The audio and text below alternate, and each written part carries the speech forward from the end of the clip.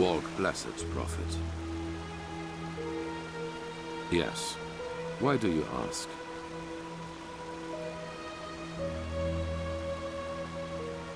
They did. What are you getting at?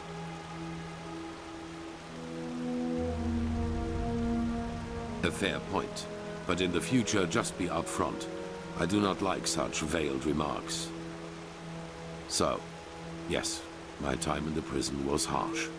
The hunger, the degradation, to name the most obvious. The worst, however, was the isolation. Ironically enough, that was the last thing I had expected, you know. From all the suffering there is, it seems so banal. But it isn't. You either find ways to cope with it, or it breaks you. Fortunately, I managed to do the former. For me, it was memories of the time before my incarceration, the prospect of what would come after it. They were my window into the outer world, so to speak. They reminded me that I was more than this deprived creature I had become in those dungeons.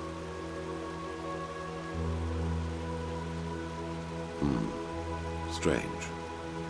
Everything seemed too bright, too unreal. I especially felt that in the cloister with Narazul's mages. I had difficulty talking to other people, and whenever I did, it felt as if the others were like wax figures. Like some cruel joke put in front of my eyes in order to mock me. Better. Our mission, my responsibility here as a leader, it has helped me to find my way back into the real world.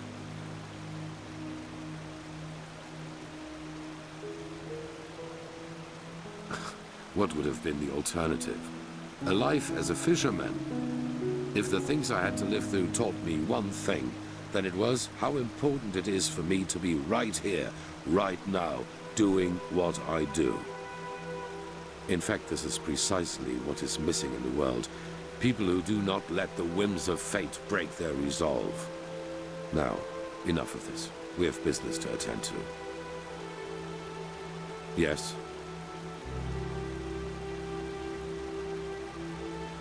That depends on whom you ask. In some writings of the Pyreans, we are referred to as chosen ones. But this is wrong. A better word would be chess figures with their own will. Whatever force causes the cycle also gave us powers and a task. But fulfilling that task is our own responsibility.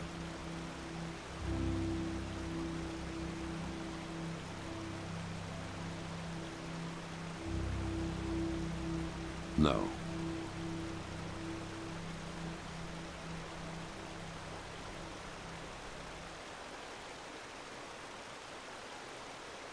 As I said before, my knowledge about that is limited.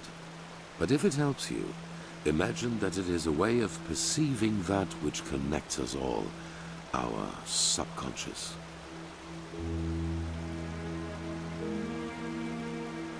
Yes.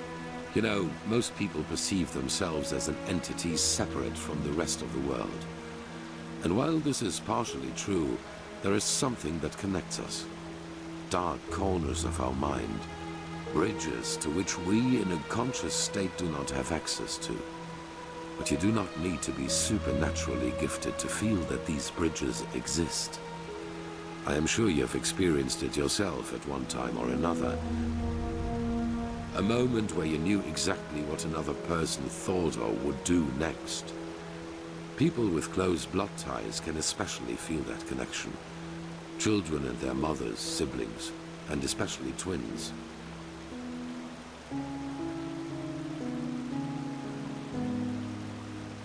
Correct.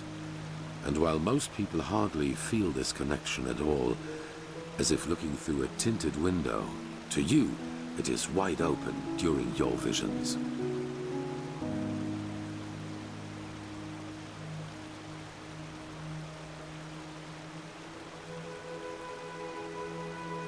Their bodies might be, but the traces they left behind still remain.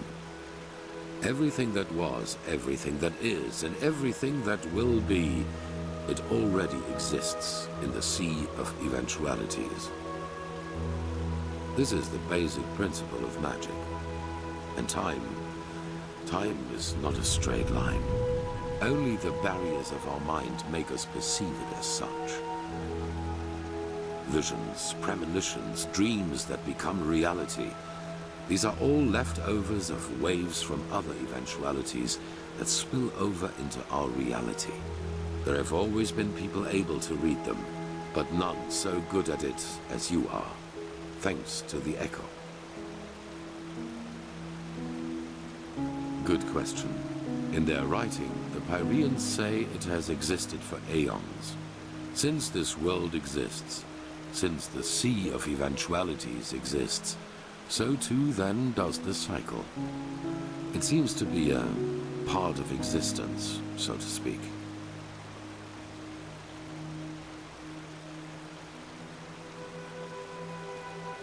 The Pyreans didn't, and neither did the dozen civilizations that came before them. That is what we know.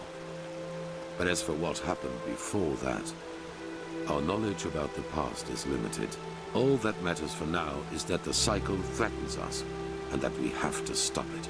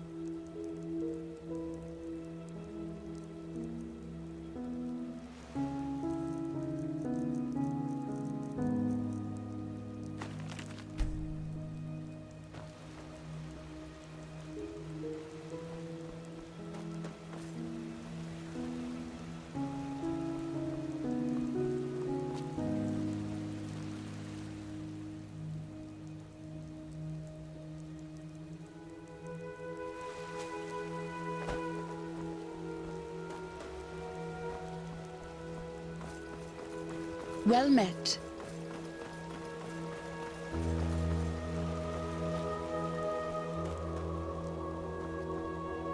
This is holy ground, Outlander. You don't belong here.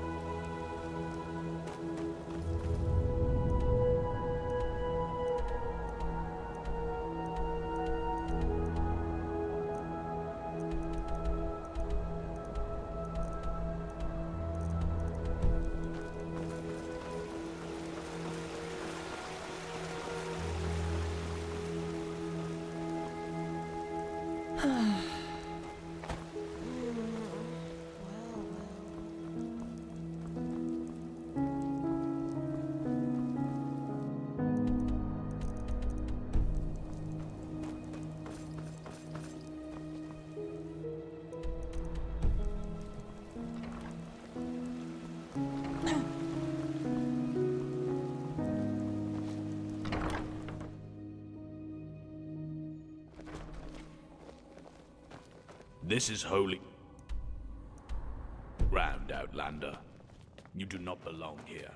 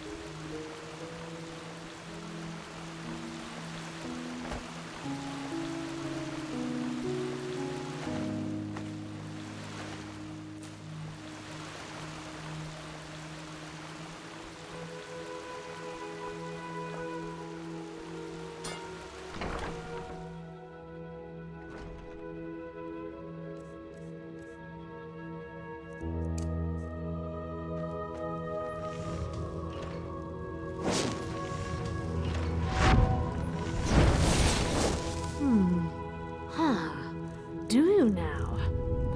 Well, if the keepers let you run around in here, I suppose you have business with the Order. So I guess there's no harm in trading with you. But don't think it will cost you any less than somewhere else.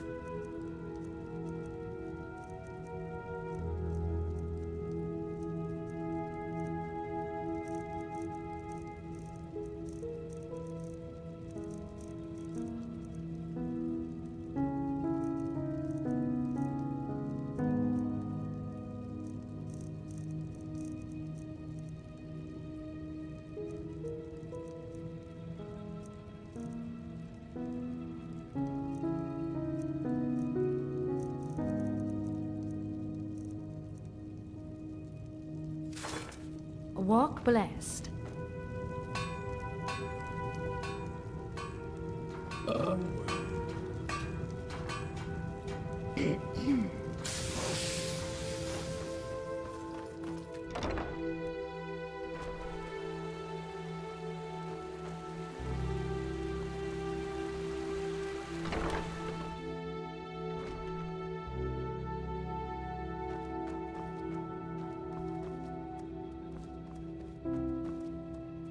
Greetings.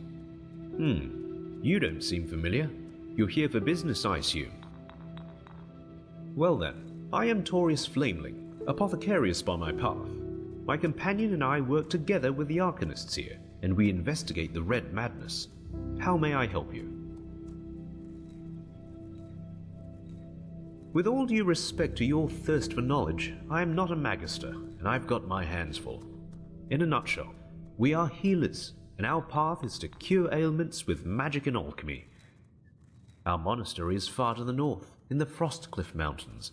However, you won't be able to reach it at the moment due to the heavy snowfall. And in case that doesn't sate your appetite, there are a couple of books about us in the library, or maybe even the Chronicum. Aside from the obvious, not much unfortunately.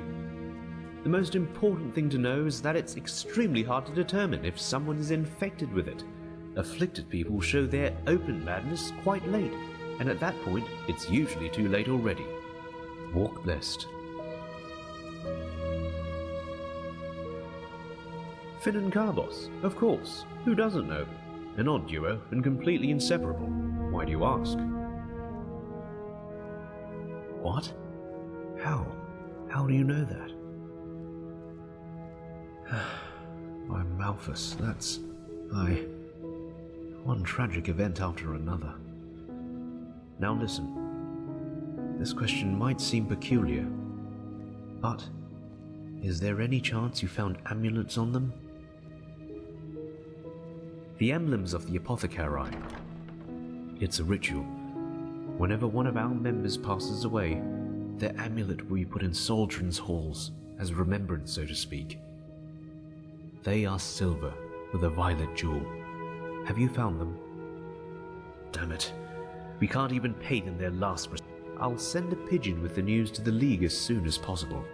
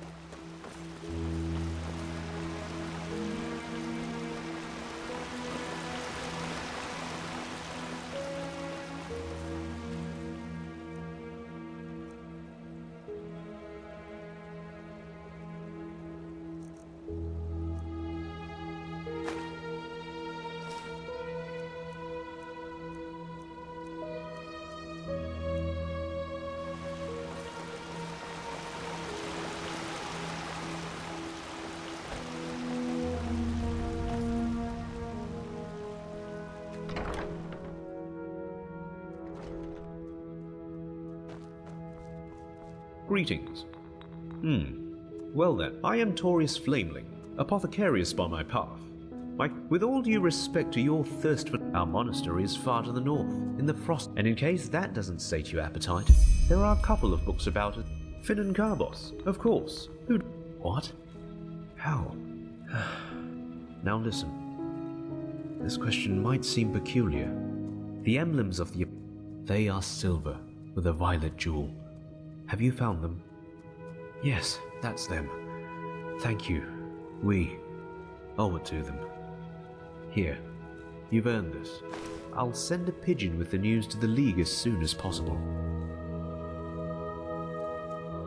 Aside from the obvious, the most important walk blessed.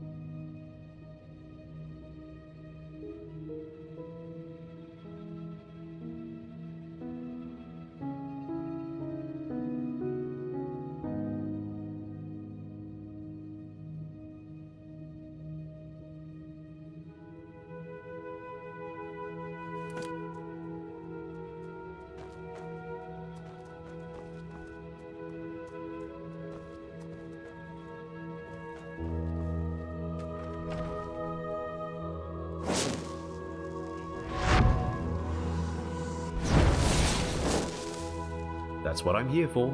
Take a look.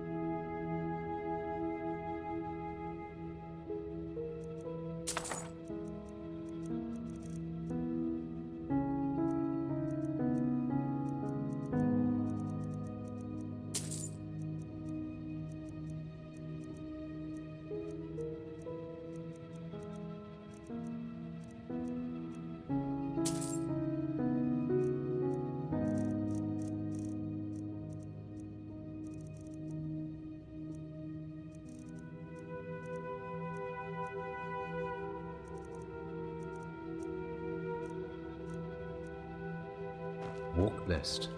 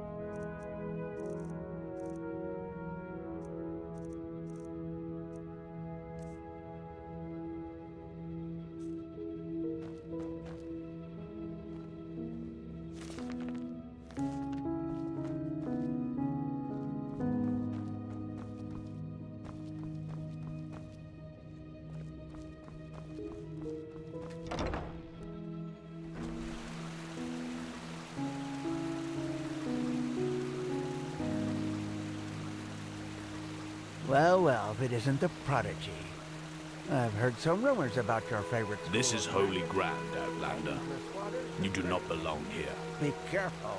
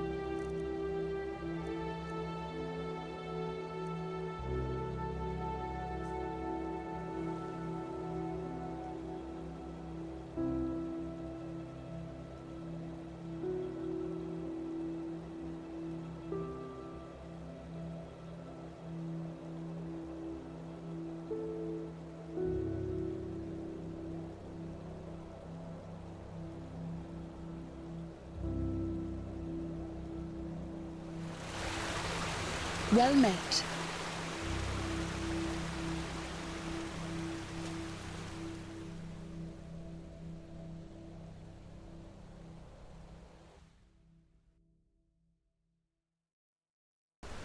It just doesn't work, Magister, no matter how hard I try.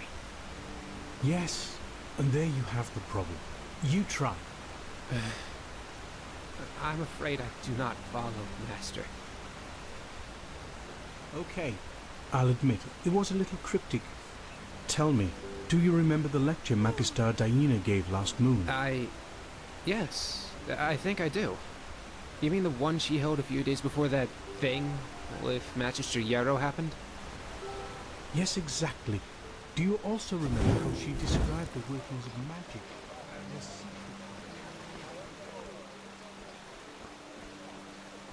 Oh well.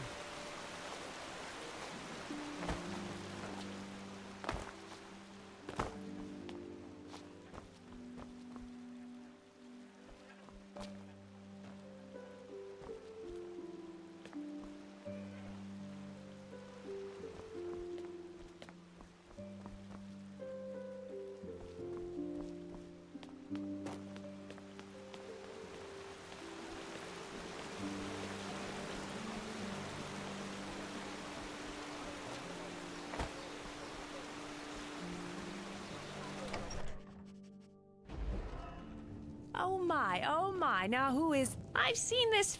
My wares it is you want to see. I promise you, they'll bring you glee.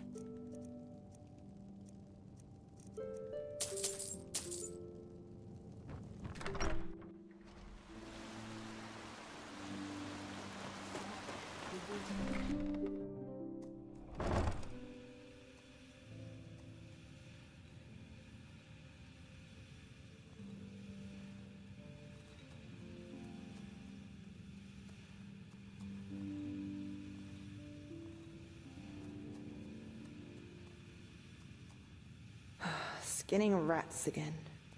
Lovely.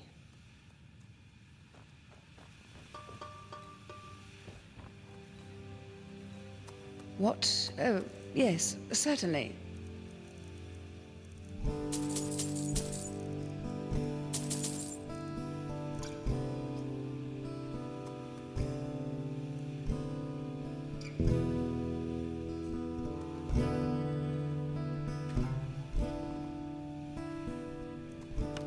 A potion to cure red madness. Wouldn't that be something?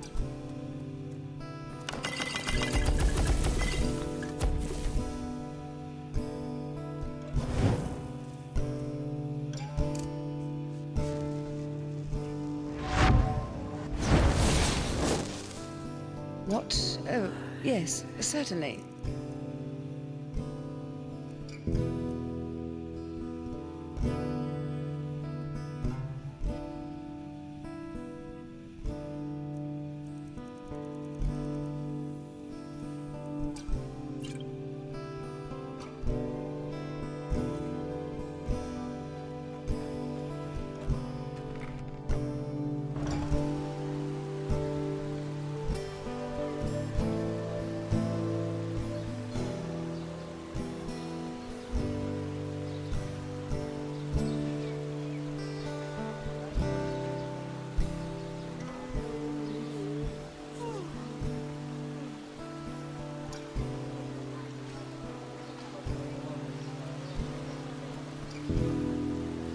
Yes? What are you doing here? What?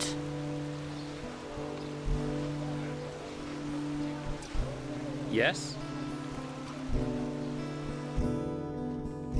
Oh my, now who... An obvious, Meister, please. What will we do for your kindness?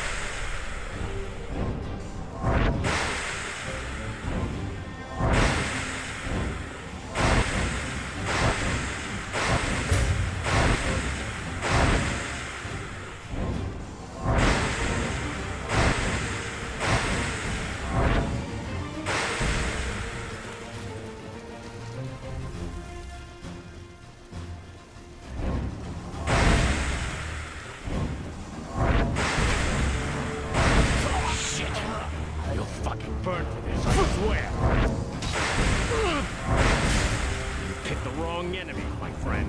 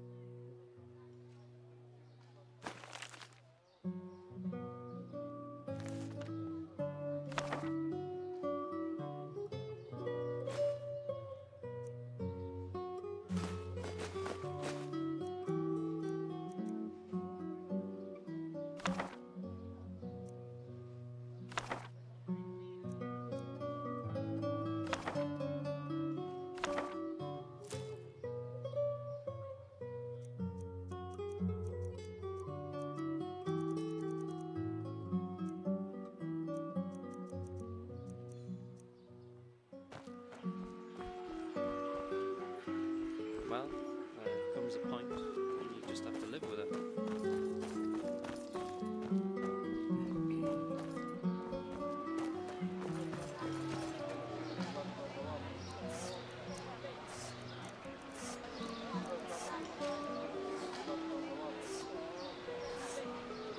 Some shifts never end.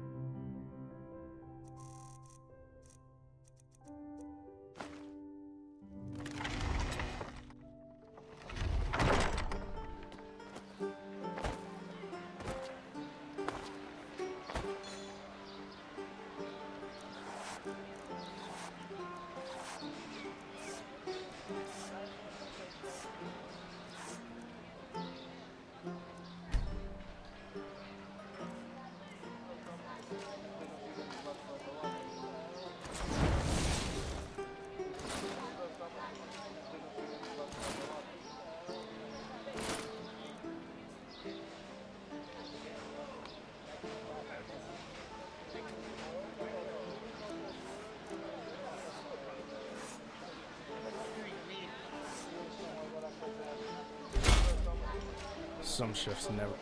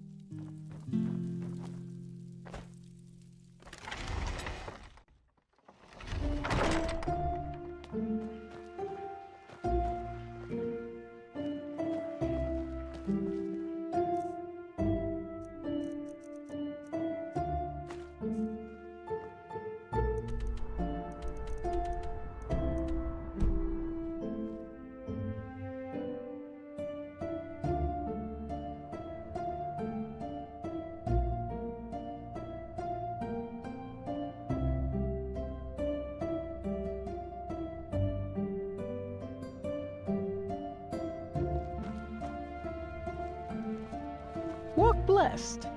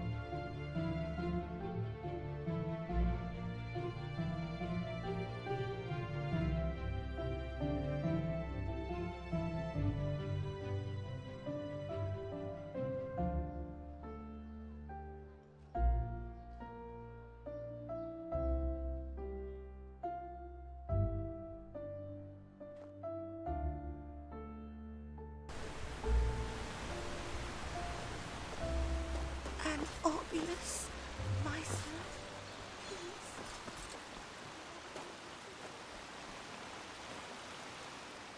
My friend.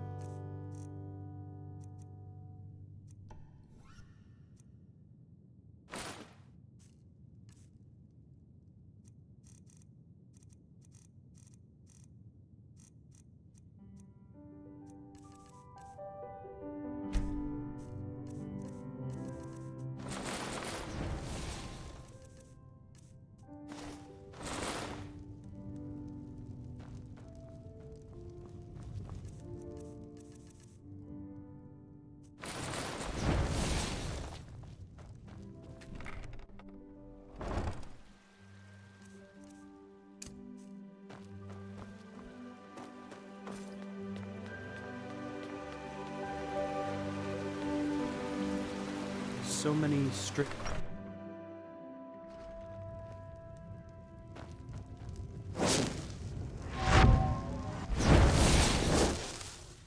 No, certainly. Just take your time.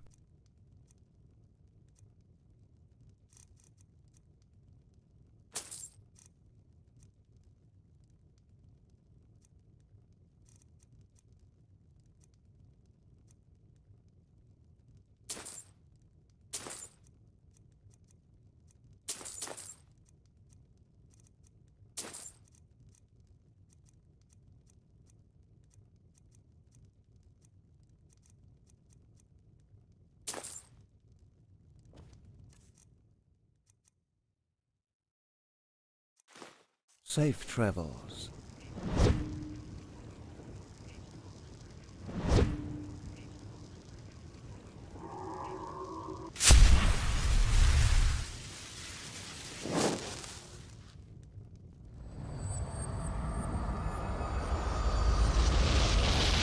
Just where did I put it?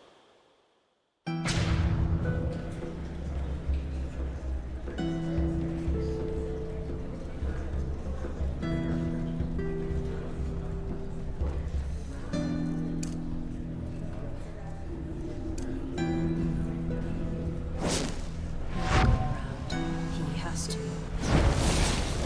Yes. What? Fair enough. Maybe there's a trick or two I could show you, but trust me, they don't come cheap.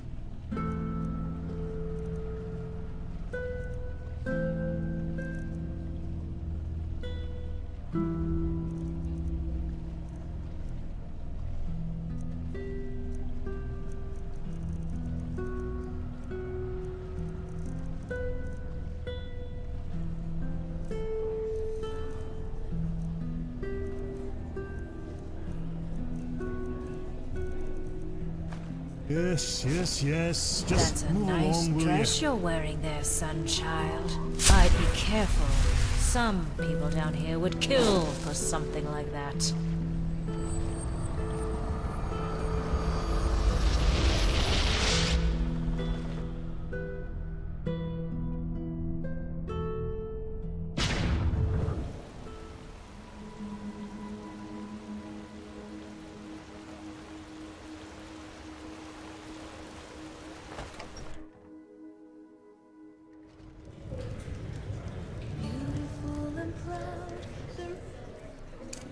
Please. Sit down. City Batura was her name. She was feared and desired. Beggars, thieves, and murderers were falling at her feet. As mistress of the castaways, she was worshipped and revered. What is... Fair enough. Maybe there's a trick or two I could show you, but trust me, they don't come cheap. Were passing through her hands. Bribe, deceit, and robbery, no means to follow fall for her. The art of crime she mastered like no one ever had. Beautiful and proud, the ruler of the Undercity. When the night closed in, she stayed sleepless until dawn. Then eternal beasts, they visited her chamber. Anyone who quaffed and knew no shame could join her feast. Her heart was empty, cold and sore, yet she Well, that's just how he is. Always word she left in her, nothing left to do. No matter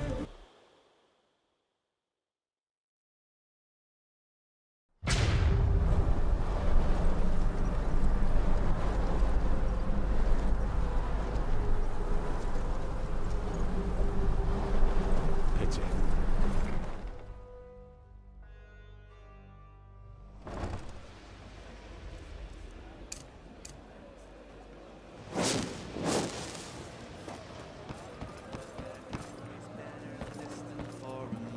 Oh, you're not from around here, are you? Bid her farewell. In no bed. Sorry. She'd soon be in his arms. Hey, want something to drink? Fair enough. Maybe there's a trick or two I could show you, but trust me, they don't come cheap. Trust in this lost promise and stay firm once moonlight shines right onto the seas we shall love. Return in victory, they marched us. No banners in the sky and teardrops. Drag on forever. We're running from the rise, yet she.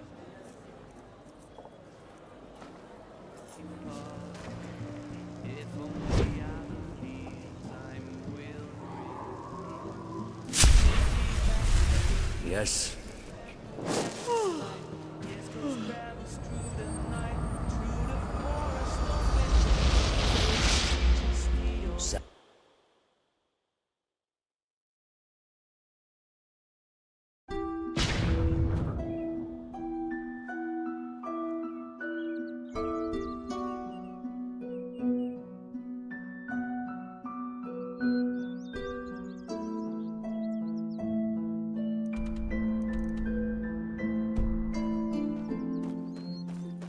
Good morning, my sir. Good to hear. Where to?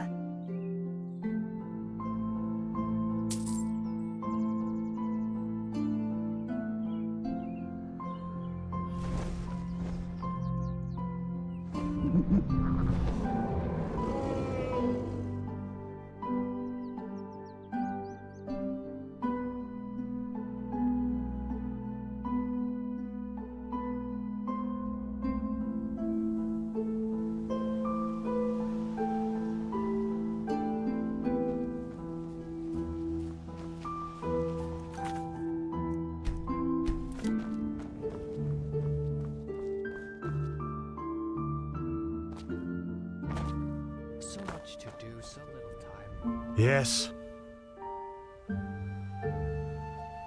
Oh, yes. You're the prodigy. I was expecting something else. I hope you're aware of what you're getting yourself into. Our novices trained for years for this trial, and as much as I respect the Grand Master, I think this is naive. In other words, it will be dangerous. Be aware of that.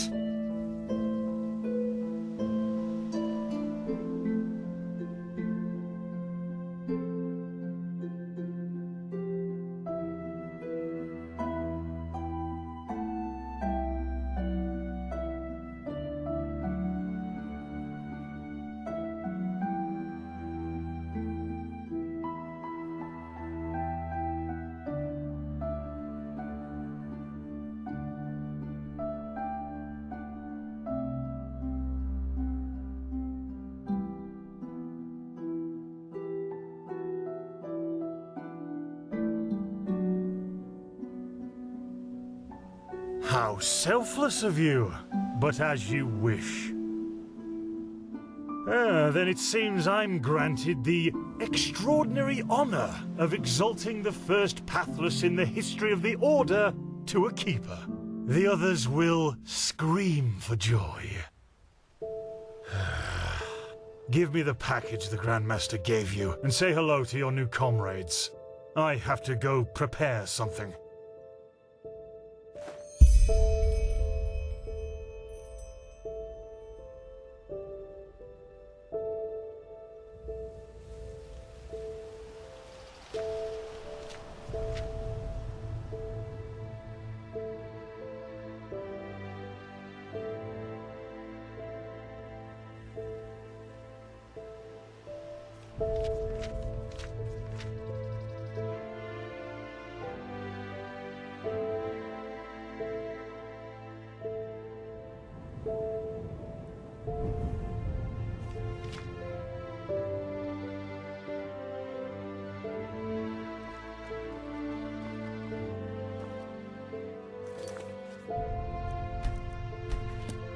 I don't want to hear it. You're prattling. I don't want to hear it. Just shove off. Heretics. Get lost.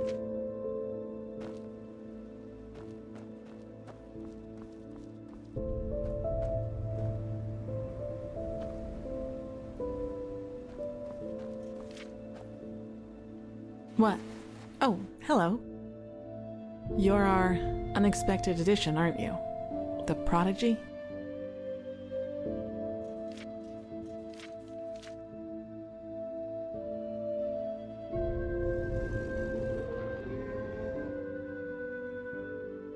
It does, actually.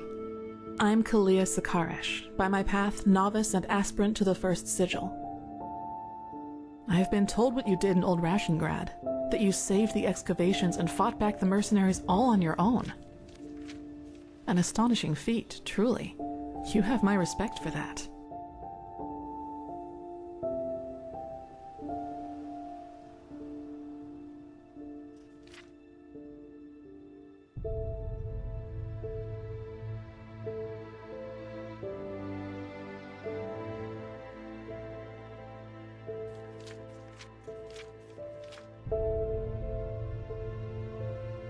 Well, as long as you handle it as well as you did in Old Rashengrad, that's not a bad thing, is it? You know, I'm really curious as to what the mercenaries thought they were doing. Someone willing to attack the Holy Order is either extremely powerful or extremely naive. Anyway, it's been an honor to meet you in person. Let's talk later. All right, enough of the chatter. Come here. Here! These potions will be necessary later, so be careful with them. Apart from that, it's still a few miles to the ritual place. As you're all gifted with magic, the spores in the forest ahead will make you a little dizzy, but we won't stay for long. Any questions? long story. Simply put, they come from a special kind of mushroom that has infested this forest, and staying near them worsens the arcanist's fever. So, in case you're thinking about exploring further, take some magical protection and some ambrosia with you. Good. Stay close to me.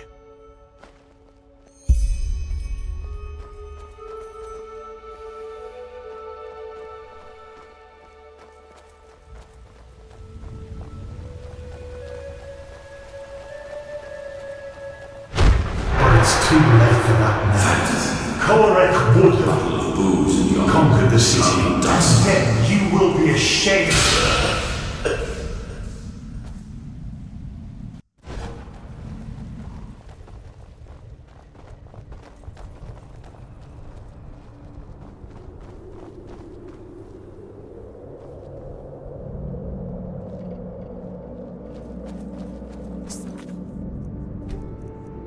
Fascinating. I've read a lot about it, but never actually seen it. Poor thing. My brothers and I have seen the border countless many times before. But I bet you know all about the Undercity's rat holes instead.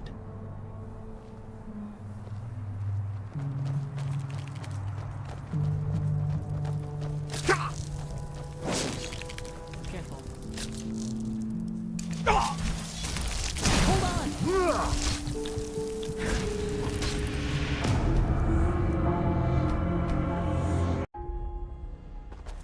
Poor thing. My brothers and I have seen the border countless many times before. But I bet you know all about Undercity's rat holes instead.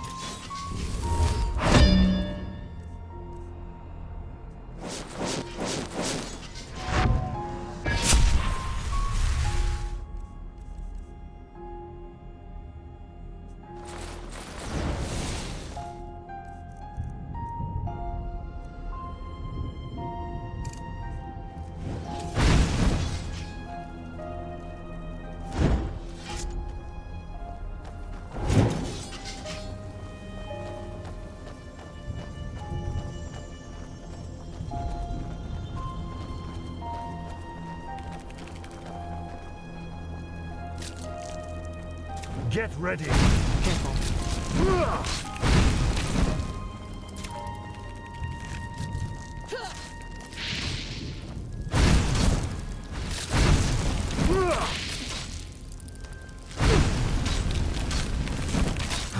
I'm too old for this. Prepare yourself.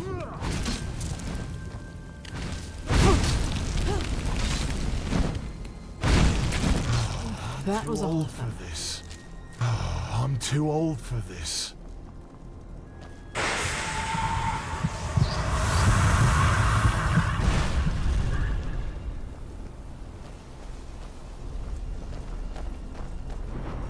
Wait, do you see that? Yes, that man. What is he doing? Who cares? He's...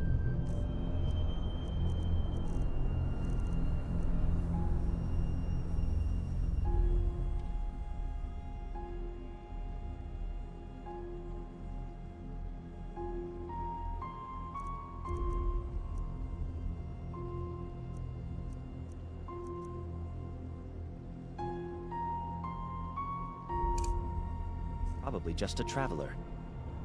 He shouldn't be here. No merchant.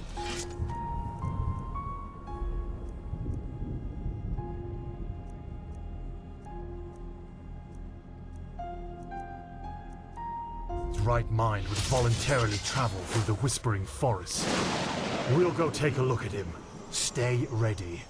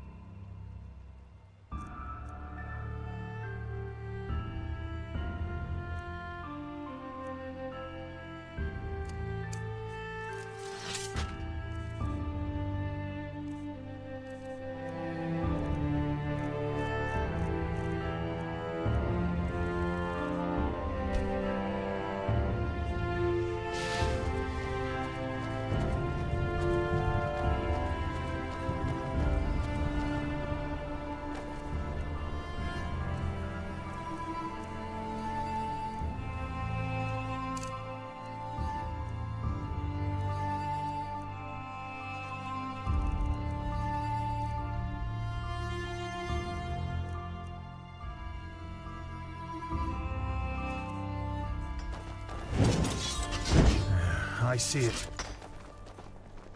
She's with me now. Forever. Kirash! What? You there? Who are you? And what are you doing here? She's with me now. Forever. What are you, deaf? Identify yourself. His eyes. Master, this is the Red Madness. Shit, of course. You will put away that pickaxe right now, my sir, and then get on your knees. She wanted to leave. Don't you understand? She wanted to leave me. Just like that. This is But now, disgusting. She will stay. She promised. By the righteous path! Have you lost your mind? I could ask you the same thing, damn it! Did you forget what Magister Yarrow did to the novices? Impressive. This man could have attacked us at any moment. Oh, really? Malphus, protect us from your cunning.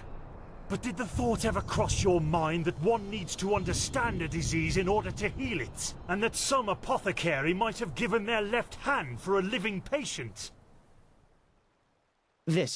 You're not being fair, Master.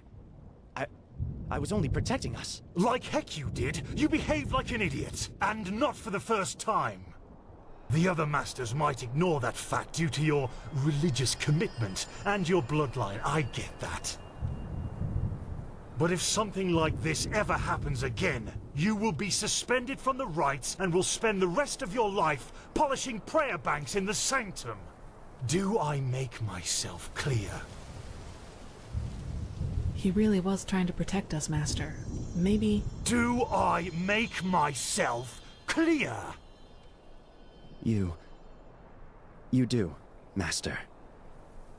And I beg your forgiveness for my offense. Granted. Now let's push on. We will take care of the body after the ritual.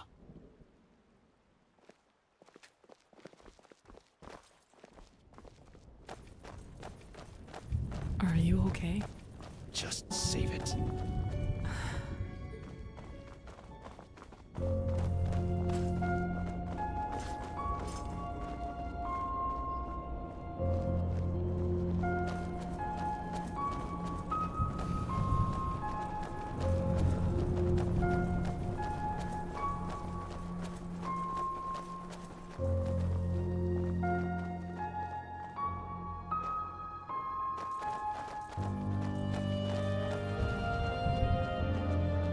Here it is, the first foothold.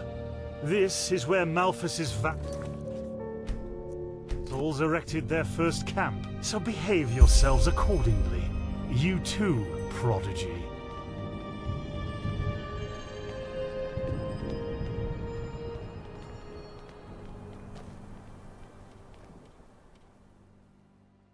Well then, before we start, there's something I need to tell you. Something, important. The rumors concerning the deaths of the Lightborn, they're true. What? The gods are dead. They fell 2 winters ago, beneath the sword of an unknown traveler. We, that is, the Order, have known about this for quite some time now, but haven't told the common people yet. But since the 3 of you intend to take the trial, there's no way to disguise the truth anymore. But how can a god die?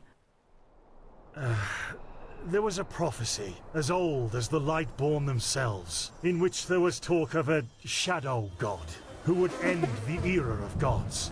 And it came true. I'm sorry. You're sorry?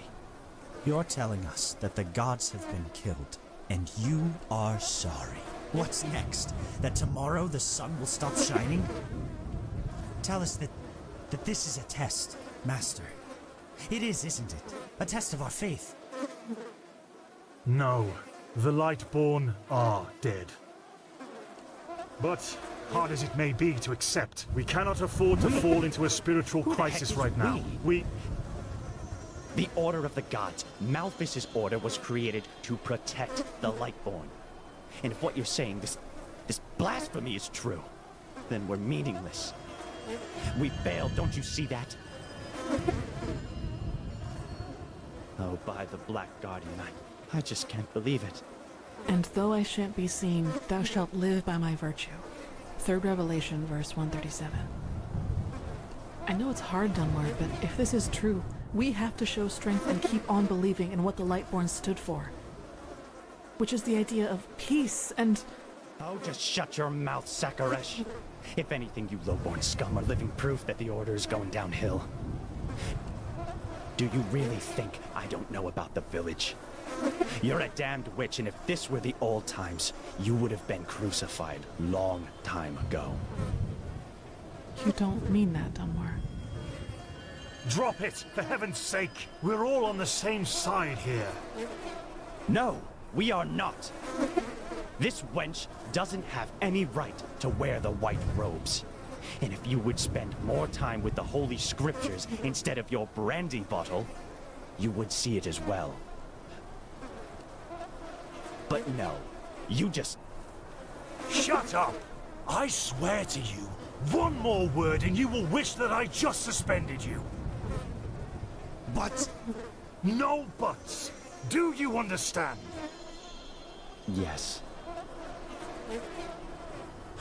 I hope so, for your sake. Just be glad that this is a time when we need skilled mages more than ever. Just be glad. Now enough of this. Our demeanor defiles this sacred place. There will be enough time for depression and personal crisis after the trial. Let's recite the holy words. Thou art my light, my glimmer at the horizon. Thy name is my sacrament, and thy path I will honor. In life as in death. May your light guide me. Good. As you know, this trial will test the fortitude of your spirit. Because this is what distinguishes a keeper from a soldier. What distinguishes a wise man from a fool. Keep that in mind. Now, drink the potion I gave you. You first, Prodigy. Let's hope the Grand Master was right about you.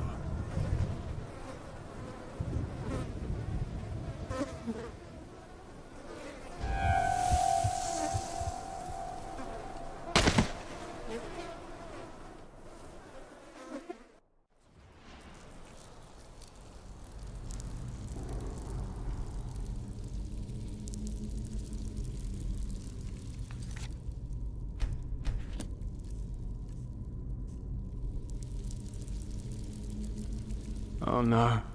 No. No, no. I knew I wouldn't be the last one. Did they also tell you the tales about the Keeper's spirit? They've lured you into a trap, you know. And you fell for it. Because you're arrogant. Just as I am. As I was.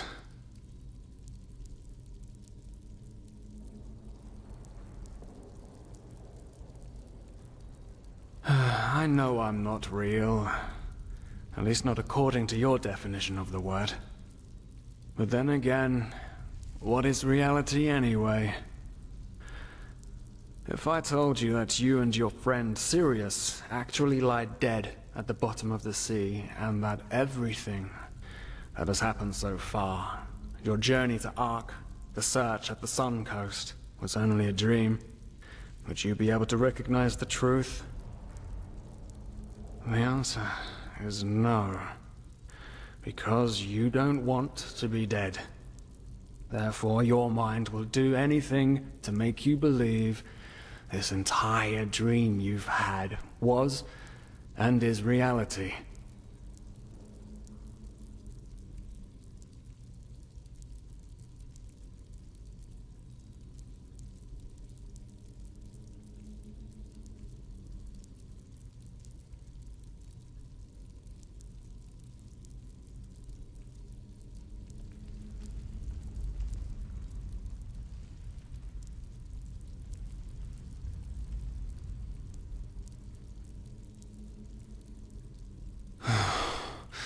doesn't it?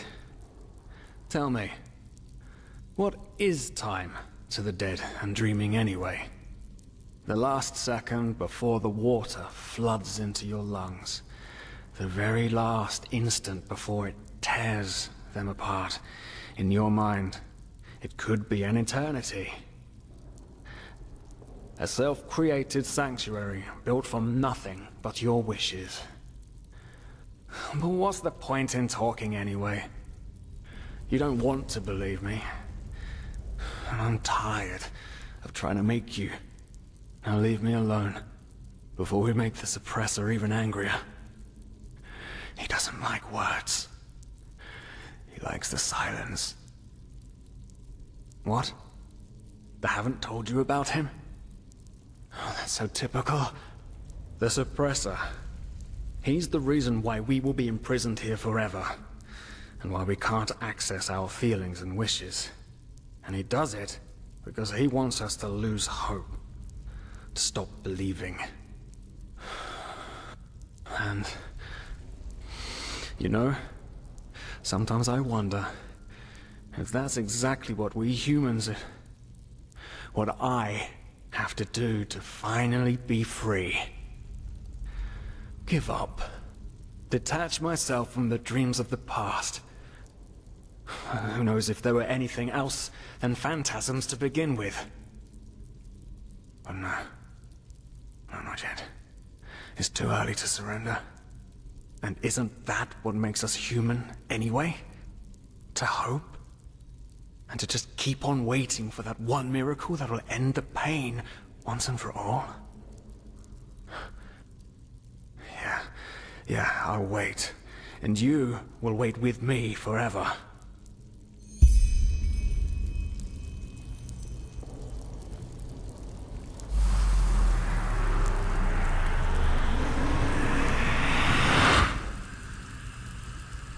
What the? How did you do that? You simply opened it?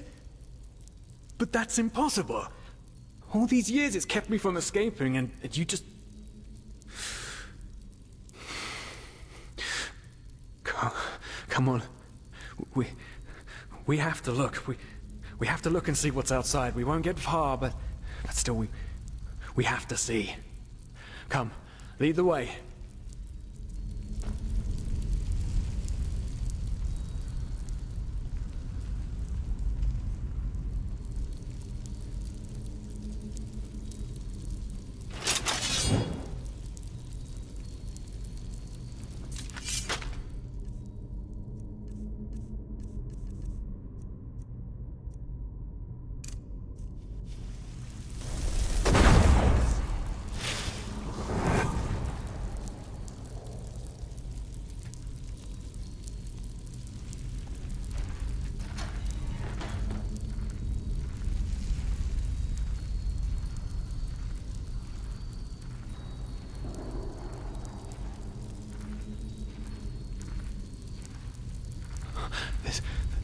This is so wrong.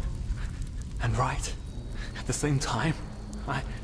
I know we can't escape, but to just have a glimpse outside. The suppressor will understand. By the gods! These are the scourges of the suppressor! They want to punish us!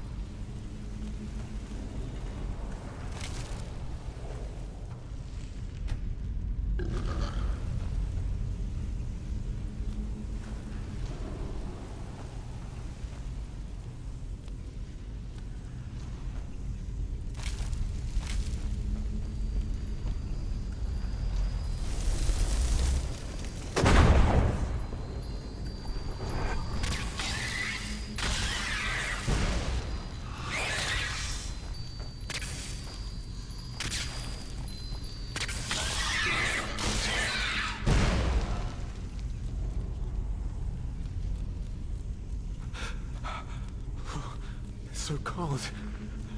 Maybe it wasn't such a good idea to go out. After all, I mean, yeah. Yes, the cell is small, but at least it's safe.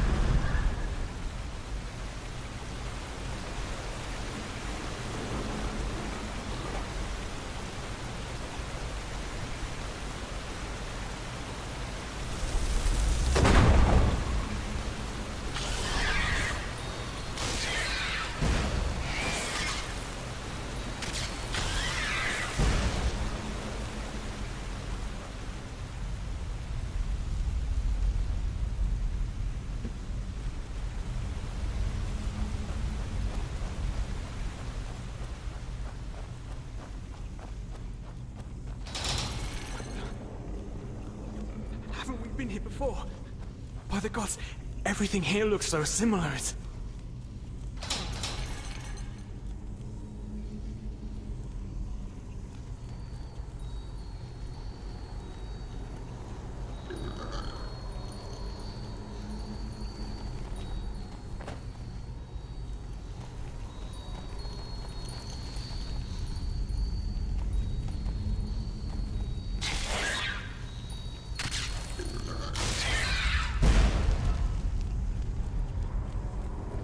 Oh no.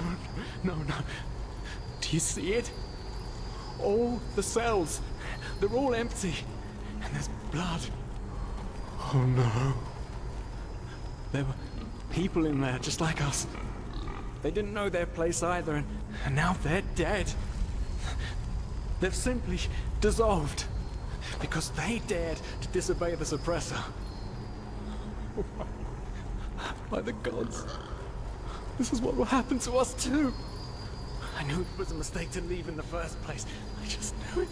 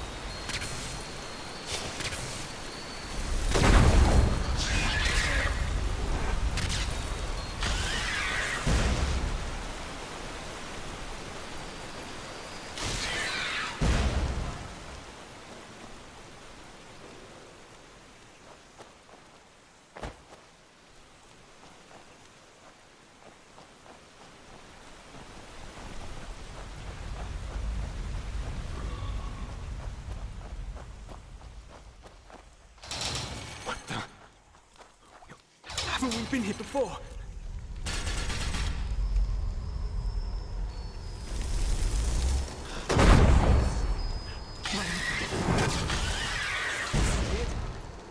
All the cells, they're all empty. And there's blood.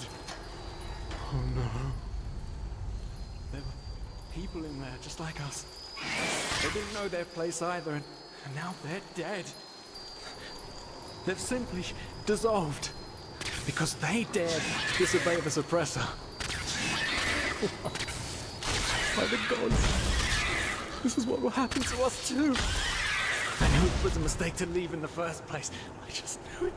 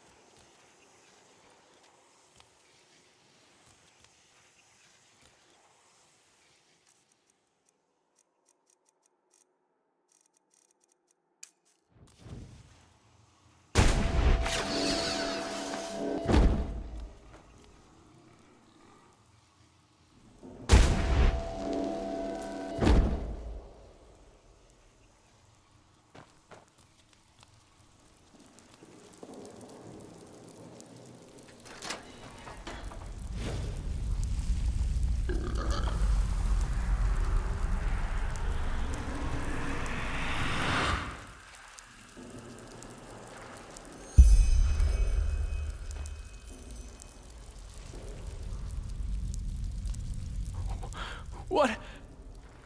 Leave me alone! The suppressor's punishment. It will be horrible. No, you haven't. Because you're blind. The suppressor is here, in every single stone, in every bone, in every drop of blood, and yet you are too blind to see it. But I should have known. I mean, what can you expect from someone who has killed his entire family? I followed you because for a brief moment, you made me want to believe, and now you've dragged me into the abyss along with you.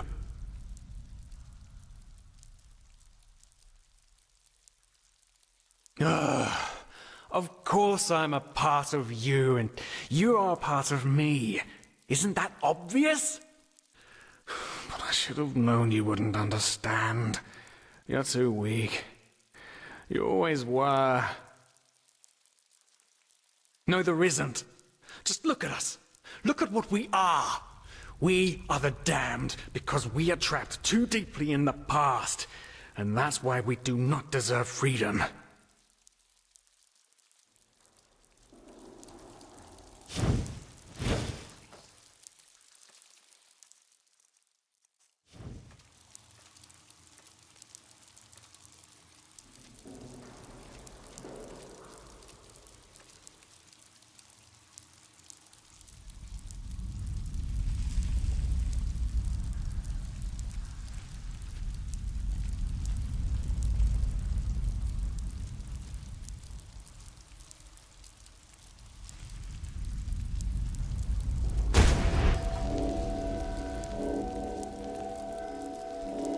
Well, well.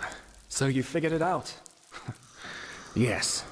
I am what keeps you in this place. But was it blind rage that made you act, or have you truly understood who I am? Have you understood what drives you and determines your actions? The salt corrodes your skin, and the water filling your lungs is cold. But you still haven't found it, child, have you?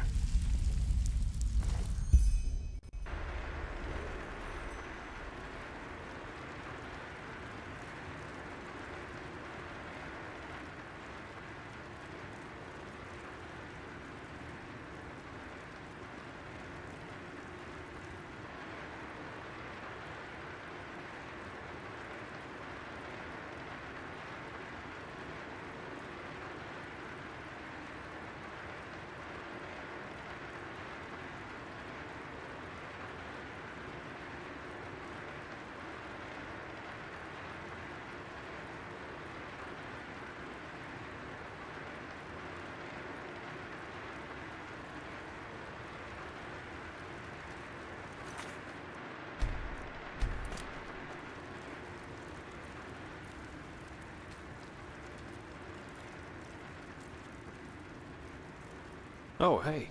Good to see you awake. How are you feeling? Good question. The room was empty when I came here. Actually, that's quite weird now that you mention it. The entire temple seemed kind of deserted. Probably a ceremony or something like that. Now, tell me, how are you holding up? I heard this trial's quite the feat. Apparently some of the novices never wake up again. In the temple, the curarium to be precise. You were brought here when you were traveling with that Ixon guy. I think the others are already awake, but I didn't want to leave you here, so I thought I'd just stay. I mean, hey, you are a keeper of the first sigil now, aren't you? I believe congratulations are in order. Everyone knows about Ixon, and the fact that you're asking this shows how little you actually understood. You're pathetic, you know that? Simply pathetic. I said you are pathetic. At first we believed it would be more exciting this time. But now that we've seen the new prophet, our hopes are gone. You're a joke. A nobody who let his only friend kick the bucket. As if you'd ever accept that. You humans are always so damn persistent, aren't you? Why? Why can't you just let go? Because in the end, you are powerless, just as all those before you. And you, prophet, you are the biggest joke of all. You are nothing but an urchin. A weakling. And a murderer. And that is why you will burn. All of you. The cleansing will happen, and there's nothing you can do to stop it.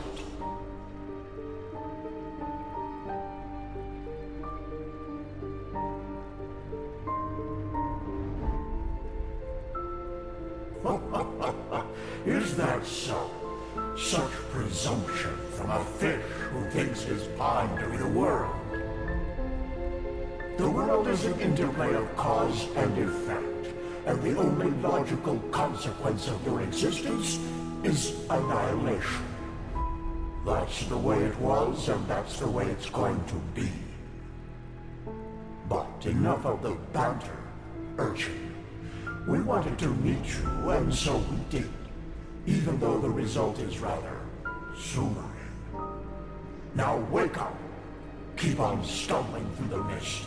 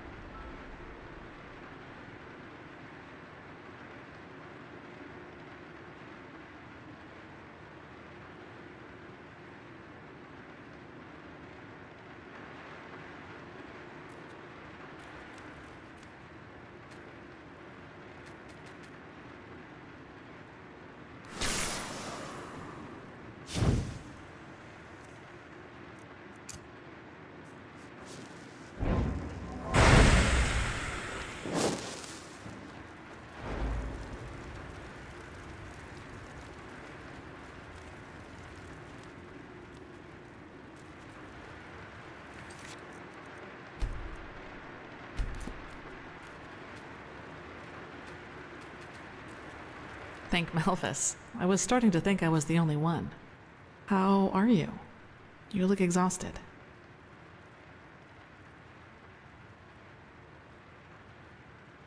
Of course, sorry. That remark was a little redundant. But it's good to see the Grandmaster was right after all. I woke up just a few hours earlier, and he was here in the meantime.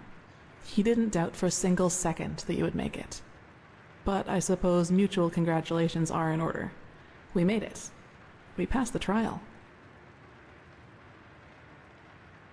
Almost, yes. All that is left to do is to take the oath, and then Grandmaster Aranthiel will exalt us to the keepers of the first sigil. Speaking of whom, he also told me some things while you were asleep. About the Pyreans, about these dreams, and of course about this cycle. This is so bizarre, really. At first we're told out of nowhere that the gods have died, and now humanity is on the brink of extinction. This is a lot to take in.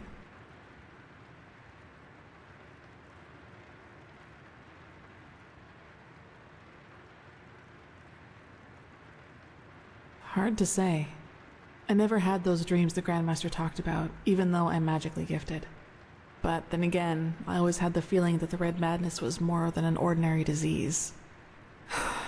Well, I suppose all of this explains a lot. At least now I can understand why the Grandmaster was willing to break all the traditions of the Order just to get you exalted to be a keeper.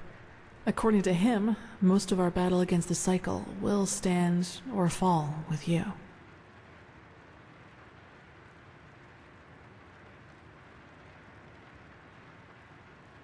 Yes, I believe that. It's a great responsibility you've been given, and as impressive as your skills are, I would not want to change places with you.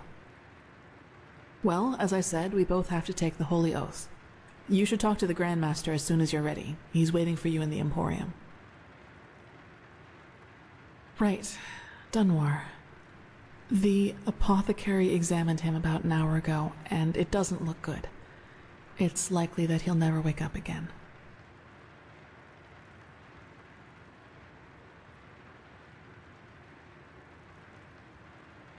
No, in spite of everything. You know, Dunwar was one of those people who tried to gild their insecurity with boastful behavior. The reality is that he was the last of his bloodline, and his faith in the path and his destiny as a keeper were all that he had left. And who knows? Maybe he would have been a great help to the Order with the right guidance. But I guess Master Bartar's revelation was just too much for him. It's hard to be told that everything you've lived for was a lie.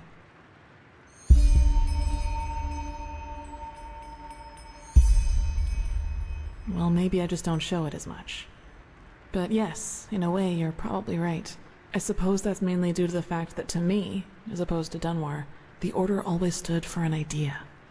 And an idea doesn't die with the one who first thought of it. Funny that the Grandmaster said nearly the same thing during the exaltation.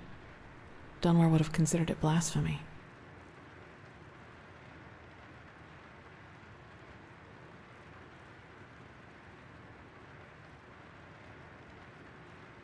That's true. A lot of crimes were committed during the Lightborn's reign, and I don't want to minimize that. But I also think a lot of those crimes were unavoidable, so to speak. Imagine you're the king of a small island, and one day your realm gets attacked by a fleet of Scarab Reavers.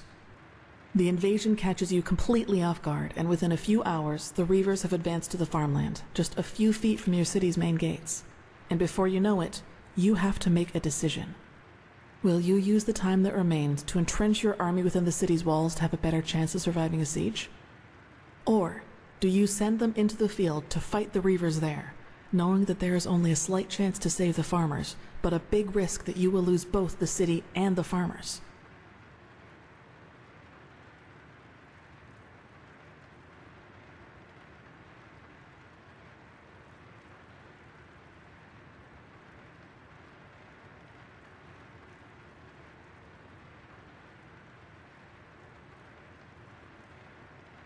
It would, yes. But what if your foray fails, and ends up being the reason why the Scarab can break through the city's fortifications? Wouldn't that too make you responsible for all the townsfolk they would kill once they got in? What I'm trying to say is, it doesn't matter what you do. There will be people who will despise you for your decision. If your attempt to rescue the farmers fails, you will be accused of having acted blindly and idealistically. And if you just stay in the city, they will say you didn't even try. Of course, there's a small chance the foray might work, but should decisions like that really be made as if they were a game of dice? As I said, I don't mean to absolve the Lightborn of their crimes, but I'd wager my left hand that they had a lot of similar decisions to make.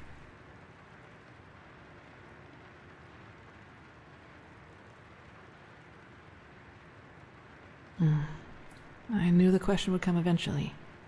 I suppose the answer depends on whether you're in the mood for some gloomy talk. Sooner or later, you'll hear it from someone else anyway, so why not from me first?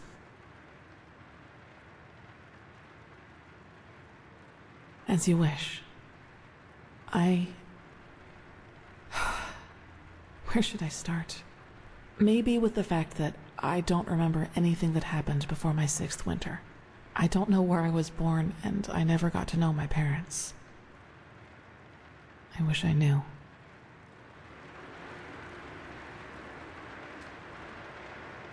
What I do know, though, is that the first memory I have is of waking up in the middle of some village.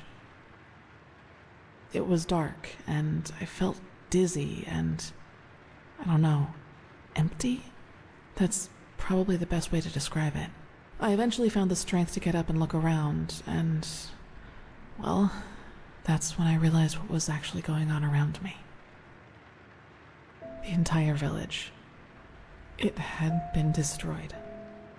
There were corpses everywhere. Men, women, children, and the houses had been crushed as if some mad god had rampaged through the streets there. And it had all just happened hours before because the destruction was still fresh. Whatever it was, I didn't have much time to think about it. As soon as I got up, I saw 3 riders coming through the smoke. One of them got off his horse, ran towards one of the corpses, and started screaming something in my direction. Then I felt a blow on the back of my head, and I lost consciousness. By the name of the sun, it's strange to talk about it like this. It's been so long, but the memory feels as if it had happened yesterday.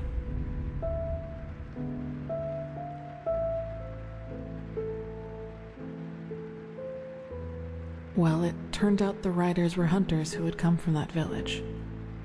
They must have observed the whatever it was from the distance and ridden back to the village. At least I think that's how it went. I guess I'll never find out. The reason they thought I was somehow involved is that the village priest found me a couple of days before it happened near a shrine in the wilderness. Apparently, I was wearing torn clothing, and no matter what the apothecary tried, he couldn't wake me up from my comatose sleep. And it seems that made the writers think I was some kind of witch child, or unholy beast, whichever you prefer. For you, maybe. For them, as simple people, it was probably the best explanation they had. And think about it, it's not that far off. A motherless child who neither talks nor breathes steadily is found abandoned on the roadside and has a strange mark on her face. They leave to go hunting, and when they come back, they find their village in ruins with that foundling child being the only survivor. You have to admit, it's not that much of a stretch, even if those men hadn't been superstitious farmers. Probably. Truth be told, I try not to think about it too much. And actually, it doesn't matter, because I somehow managed to get away before they could do anything. I even made it to Ark all by myself, which didn't turn out to be much of an improvement in the end, because I was pathless. Yes. Thinking about it now, I actually wonder how I made it through my time down there.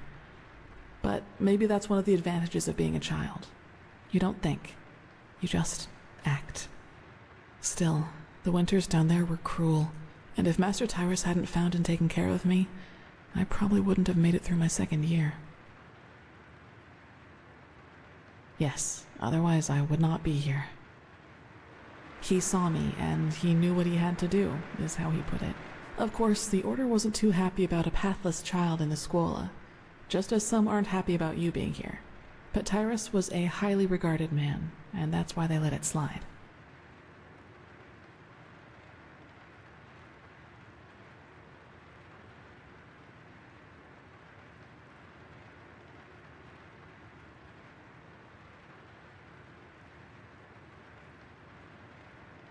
That's right, we do, but we are both still pathless, and that disqualifies us according to the holy verses.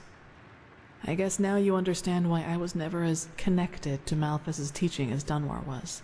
To some of the Keepers, I am still an outcast, and no matter what I do, I always will be. It does, yes. But then, he had lost both his wife and daughter 5 years before he found me. So maybe I was some kind of substitute. I don't know. But in the end, it doesn't matter. I owe him everything. He was a good man, and that's all that matters.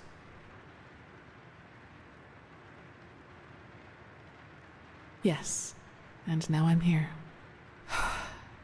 Well, here we've reached the end of my impressive tale. I hope you liked it.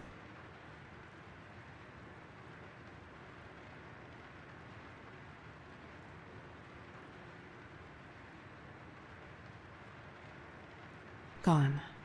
He was very old, and there was nothing anyone could do about it.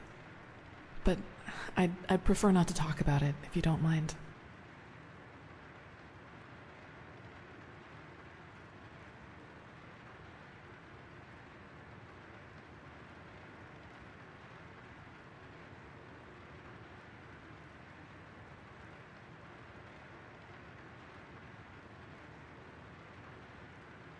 No, I guess I'm not.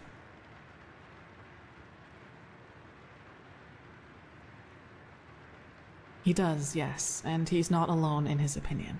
One of those hunters recognized me in the market my first year as a novice, and you can imagine that it was easy pickings for those who were already against my presence in the Order. From then on, they added names to the derogatory stares. Demon Child, Witch, whatever they could come up with.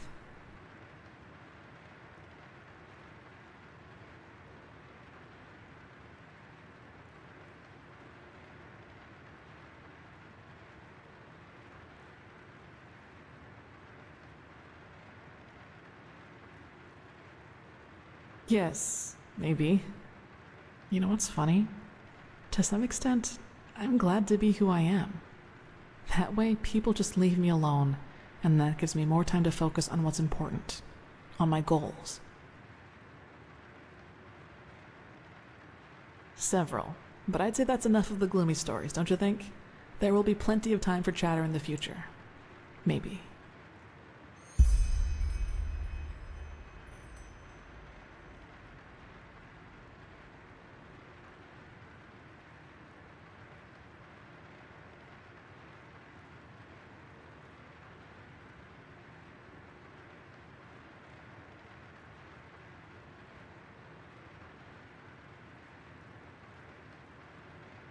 Yes, all of the Dalmordans fell victim to the great flesh maggot plague of 8215. Actually, it was almost sad to see him running around and boasting about his nobility, though everyone knew that without the help of the Order, he would have probably ended up living in a shack in the Undercity. If you can call that living.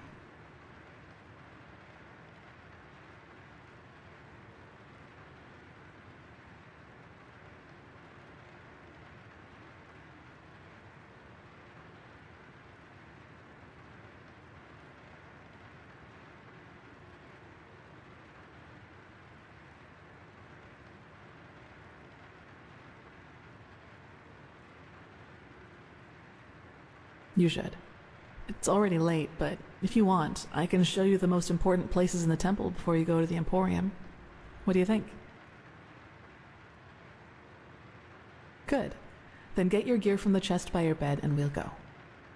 You should reclaim your gear before we leave. Well then, let's go.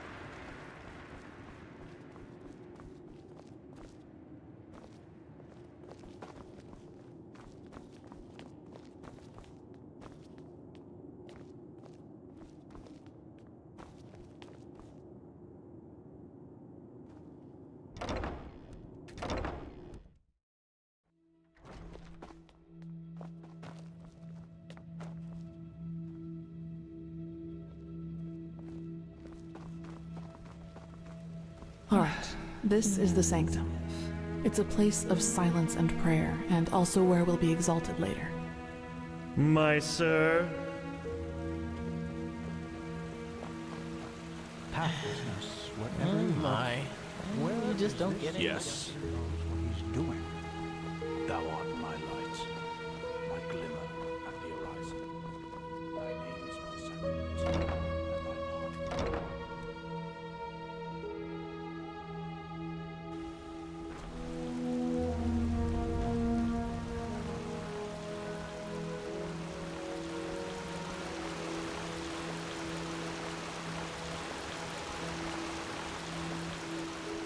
Okay, I think you've seen this place before. We call this part of the temple the Chronicum, and in here is gathered the knowledge of the Order, written down in books and parchments.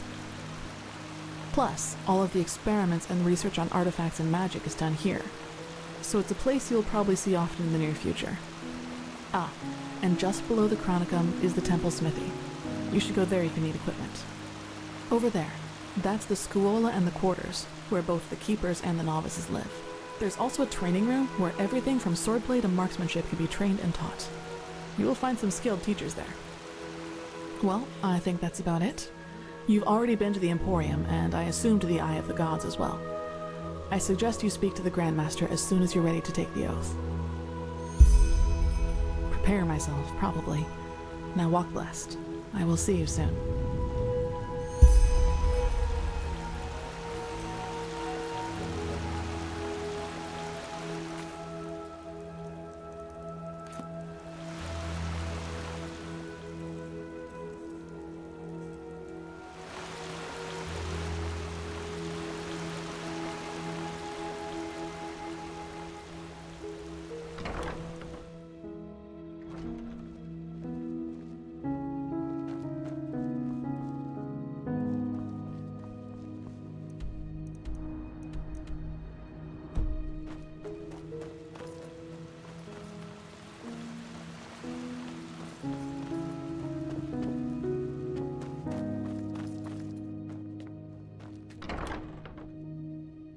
And you actually believe this could work?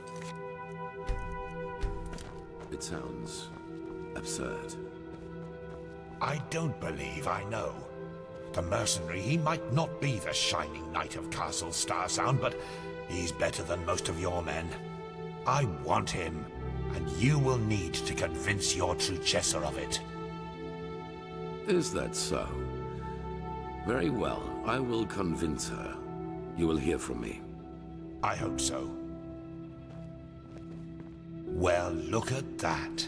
You've actually survived the pointless test. Let's hope those ignorant fools will treat you with more respect than us heretics, although I truly doubt it.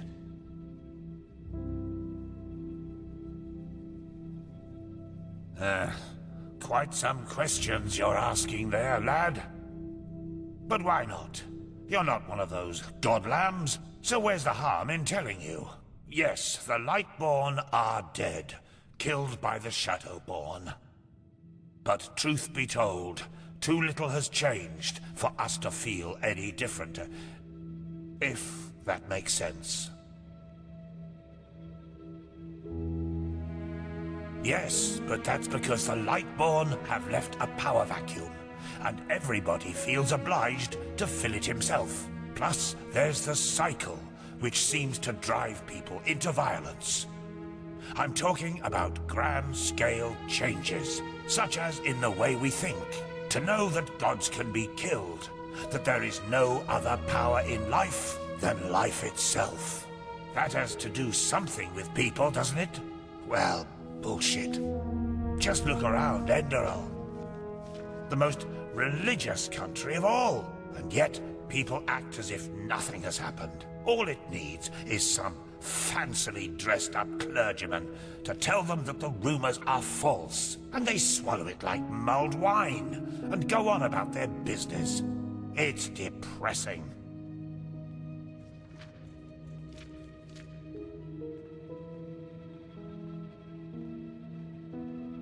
Well, I've been thinking about that. I suppose it's because the Lightborn's reign has always lived from people believing them to be divine, rather than actually being it. If that makes sense. They're more like symbols.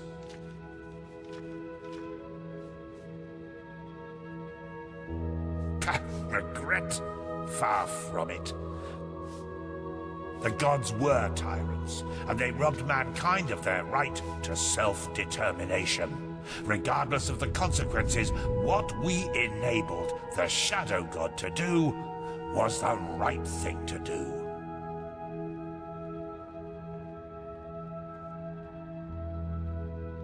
Ha! We'd be a pretty pathetic order if that was all of us, wouldn't we? No, only a handful of us came here. Let's just say the others weren't as thrilled by the idea of joining forces with our arch enemies. Especially if it's just to fight some phantasm, as they put it. Not all of them. No. Most did, but they didn't connect the dots. Or, which is more likely, didn't want to. And yes, I am frustrated to see that much ignorance in our own ranks. But those who matter are here. That's important. Prophet, good to see you. How do you feel?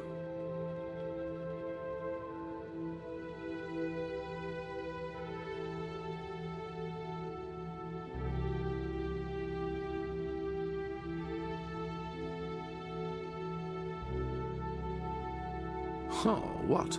So little confidence in yourself? I knew you would pass.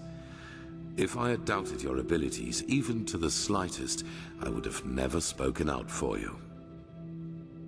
In any case, all that is left to do now is to recite the oath. Then we will finally deal with the more urgent matters. None of it, you'll see. The ceremony needs a little preparation, 1 day at least. Come back then. Even if it hurts to lose more time, the cleansing approaches. I can feel it.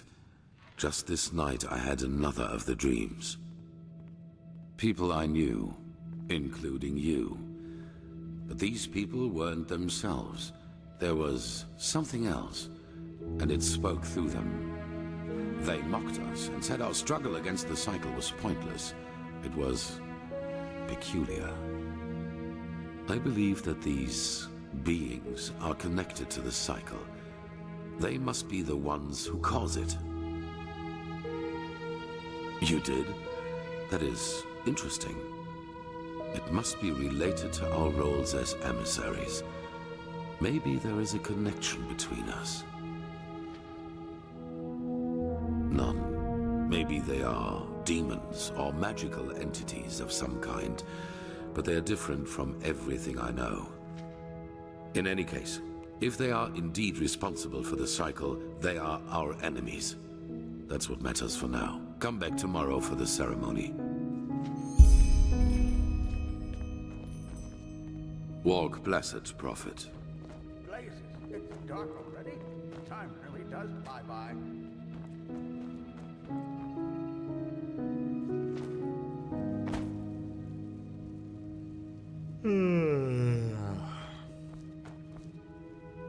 You again. I still can't believe this Chilean whore got away with the idol. One day she'll hang for what she did. Who are you? This is holy ground, Outlander. You don't belong here.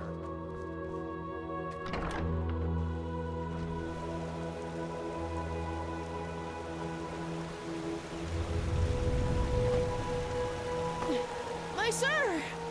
Wait a moment! There you are! Here! A letter for you! What? Oh! That's very generous of you! Thank you! Safe travels! And may his light guide you!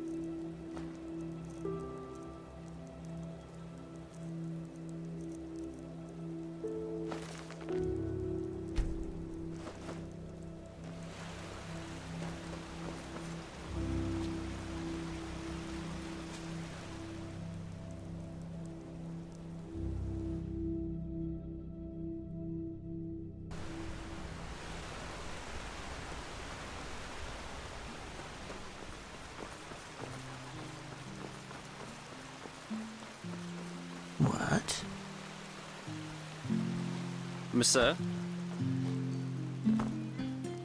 Well, there comes a point when you just have to...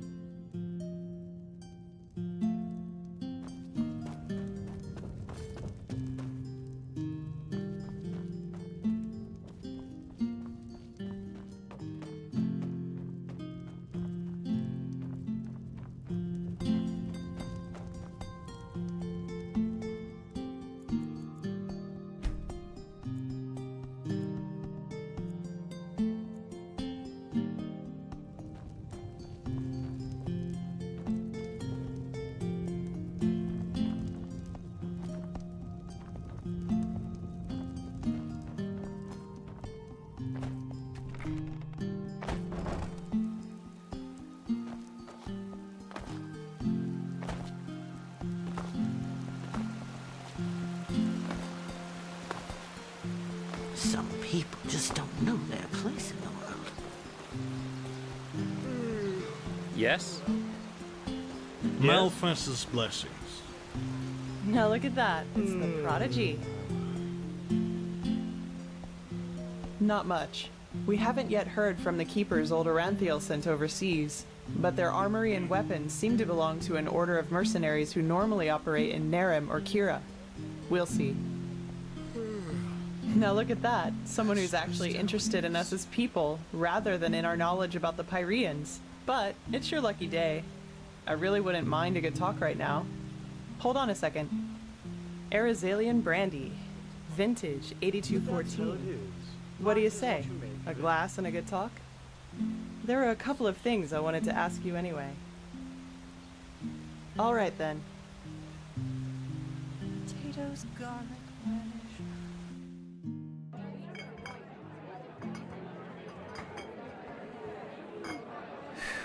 When I hear you say that, I don't regret for a second that I never came back to Ostian. Even though I've thought about it from time to time. Wow. Finally, someone who says it up front. Yeah, I've got some Scarag blood in me, though comparably little in regards to how much it shows. My grandfather, he used to serve in the South Realms Marines. And one day they captured a ship of Scarag raiders. Some of them women. Stories say he fell in love with one of them, and yeah, you can connect the dots. But to answer your original question, yes, I'm from Ostian. Though we fled the city around 10 years ago. The right choice, as I probably don't need to tell you. The temple was always a bunch of fanatical fuckheads, but that bastard High Priest Janus gave the word butcher an entirely new meaning.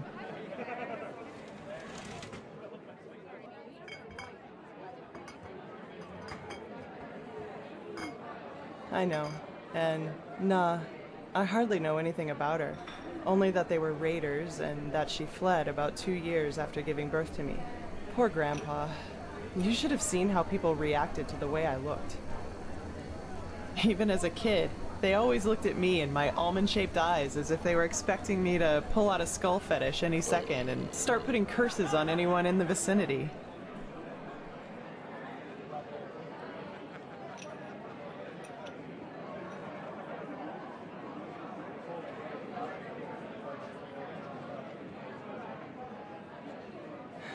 Maybe. Warriors of the Creator. War against the infidels. The Creator's children don't even sugarcoat how radical their faith is anymore. And still, so many people join their ranks. It's fucking insane. But then again, I guess that's religion for you. Don't think for yourself anymore. Let someone else do it for you. At least it was for my brother. I had. He was about 15 years older than me, and was always a troubled child. Rakul. That was his name. You know, my family was very wealthy before we fled. Drapers for generations. The best in Ostian. I suppose that's why my father expected so much from Rakul, since I, as a woman, wouldn't have been allowed to take over the business when my father would have retired. But Rakul, he just wasn't made out for it, you know? He was shy and introverted, and never had a hand for money. I can't remember how often Father told him that he was a disgrace to the family. You can call it that, yes. Looking back, I think the temple only gave him what Father wouldn't. A perspective. The feeling of being needed. He spent almost all of his time in the temple after his conversion, and knew the entire Rania, their holy scripture, by heart. Well, in one day, he announced that simply attending the masses wasn't enough anymore. He would join the temple's warriors.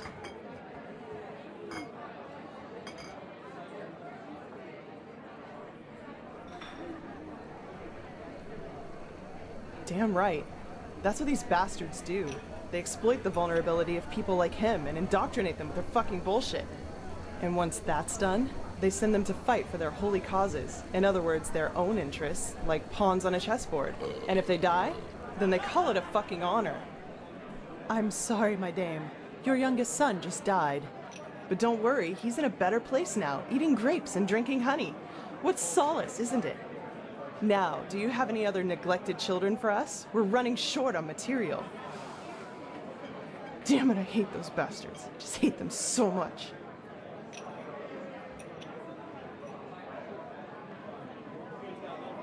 He was slaughtered, hacked into pieces by Chancellor Baratheon's cavalry. That was before the peace treaty. I'd be surprised if they taught him what end of a lance to stab with before they sent him into the field. But, well, I guess that answers the question you asked me up in the temple, doesn't it? I was sick of seeing people using religion for their own ends. Creator, Lightborn, the Great Spirit. Same shit, different name. And you know what? No matter how much chaos the death of the gods caused, I don't regret being a part of it, not in the least. It was the right thing to do. Anyway, I'd say we call it quits for now, okay?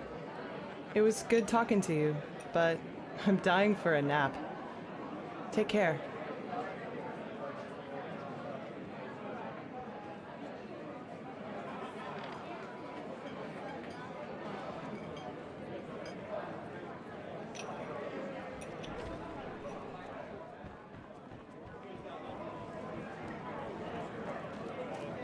Yes?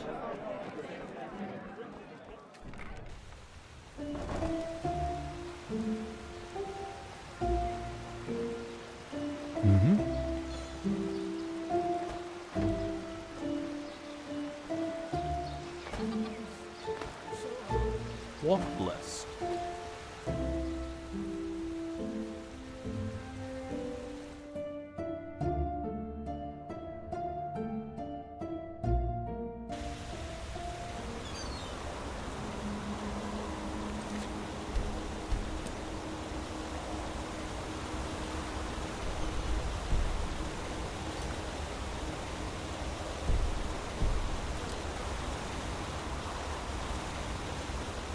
Yes?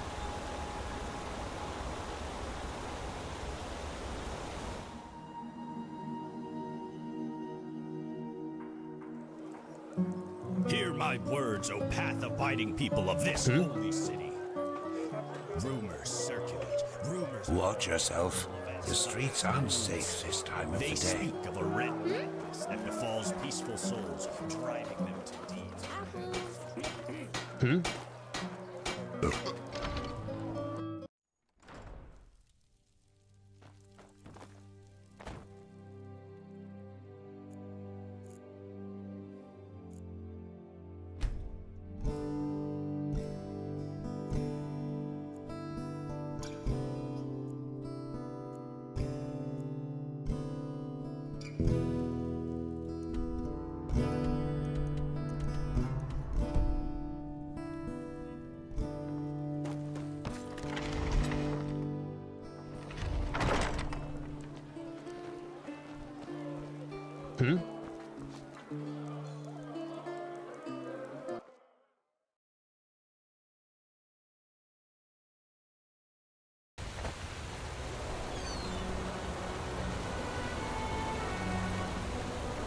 Monsieur?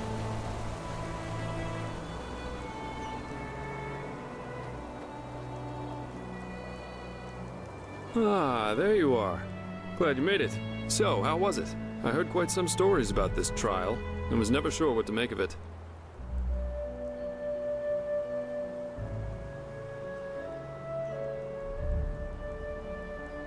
Yeah, I changed my mind. Come, let's go upstairs. It'll be worth it.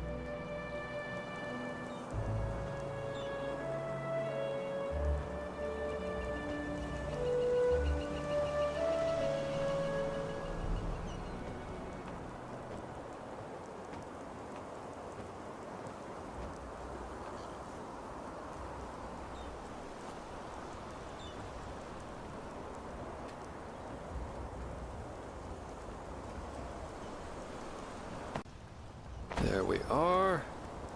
Wait a second. So, wine or pipe?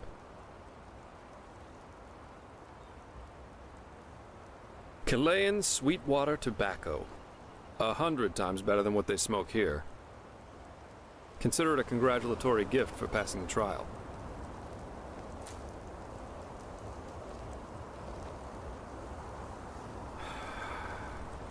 Nothing better than a good pipe and a nice sight to go along with it. It's always sad to see how few people can truly appreciate these things.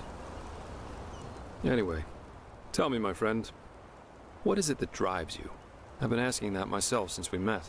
I mean, it's not like anyone's forcing you to play errand boy for Orenthiel, is there? And with your abilities, you could make a fortune as a mercenary. Not to mention the danger you put yourself in. Securing the excavation site, passing the trial, they certainly haven't been easy on you so far.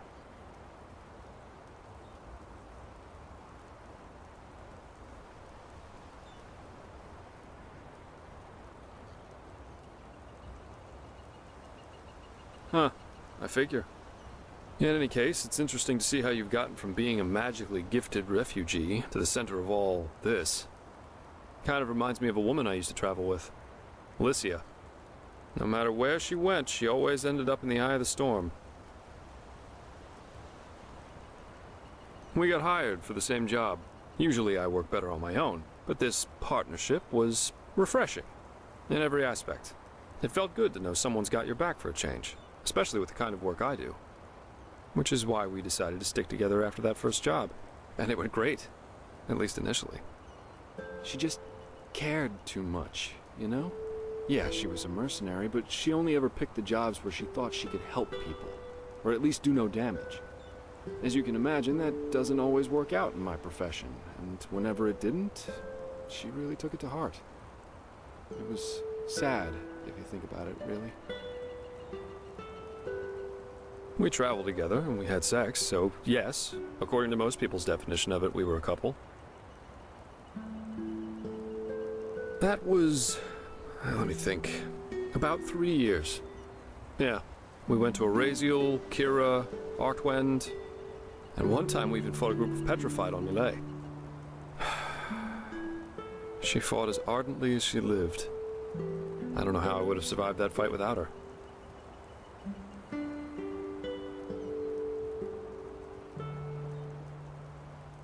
Oh, several reasons.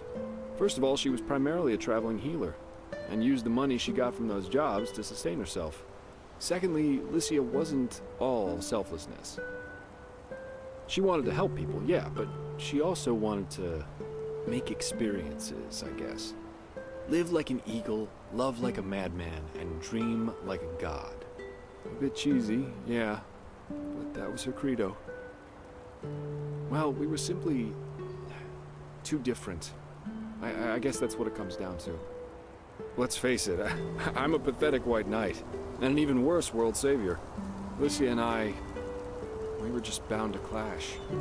We were lovers, then friends, then lovers again, and so on and so forth. Ultimately, that was just too much for me. Too extreme. Too absorbing. Love as she defined it, yeah. Had it been for her, we would have married after that first night. That's a long story. Not one that puts me in a favorable light. At least if you like most people. Let's save that for another time. Split up. Yeah, that's one way to put it. But anyway, enough about me. What about you? Has there ever been someone in your life? Or have you always been the lone wolf?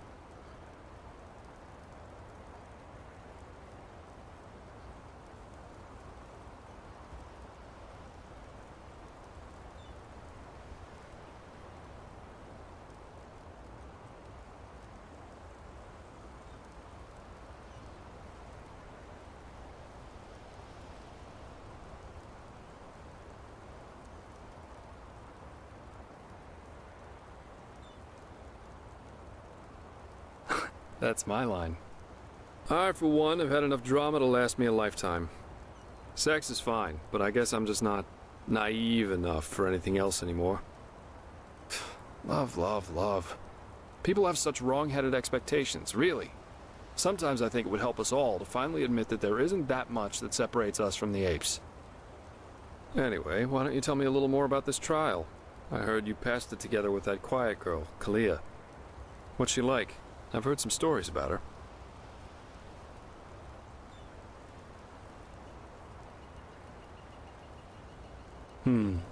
That's just life, I think. There comes a point when you've done all you can. My. We've certainly lost track of time, haven't we? I really need to hit the hay for a couple hours now. I'll have to go look for some new work tomorrow. And I've heard about a nobleman who's looking for a sellsword. That is, if Herenthiel or old Bushybeard doesn't have a new job for me by then. Say what you want about them, their pay is beyond generous. I'll see you around, my friend. Huh? Keep your chin up.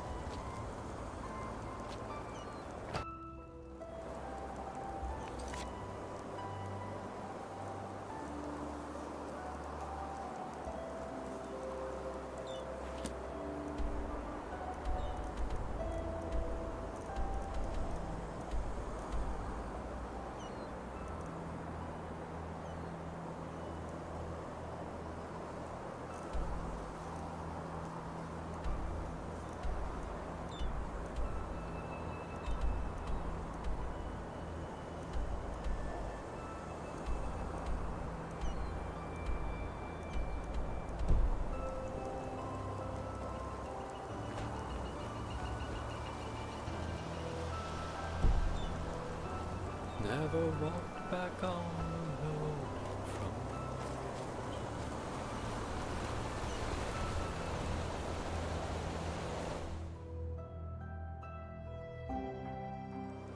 Hear my words, O path-abiding people of this holy city. Many of you may have heard it already. There's war in Kira. Hungry for arcane secrets? That. Move along.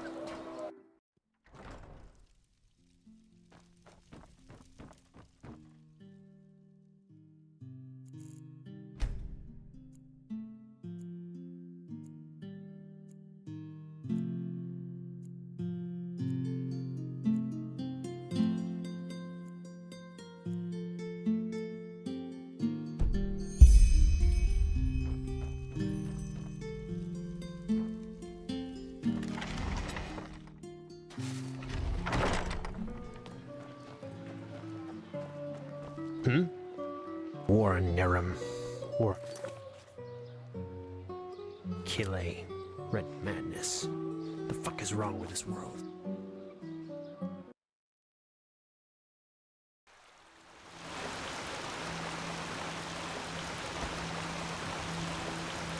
Huh? You. Good to see you.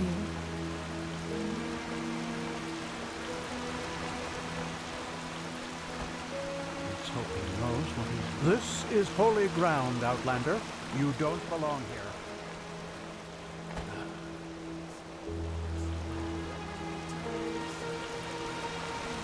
Who are you? Fire. Thou art Monsters never change. I glimmer at the horizon. Thy name is my sacrament.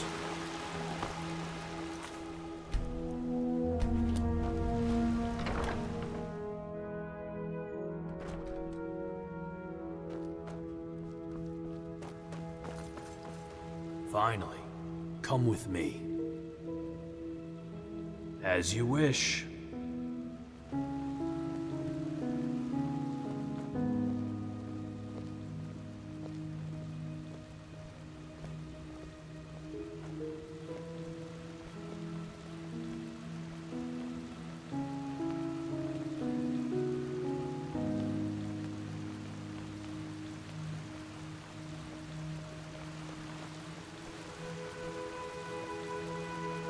There. Climb the stairs. Go to the statue and speak with the Grand Master. No idle talking, no stupid gazing. Right? Very well. The entire 3rd and 4th sigils are gathered in there, so show some respect. And now, walk blessed, brother.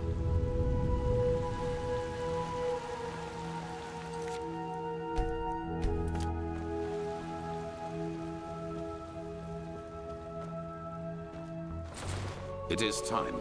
Come forward, Prophet. I know what you are feeling. Mistrust. For it is the first time in the history of the Order that a stranger will receive the holy consecration. You consider it a treason against our charter, and therefore against us all. And indeed, it is true that traditions have strengthened the Order. We have ruled this land for millennia, and for millennia we have prevailed.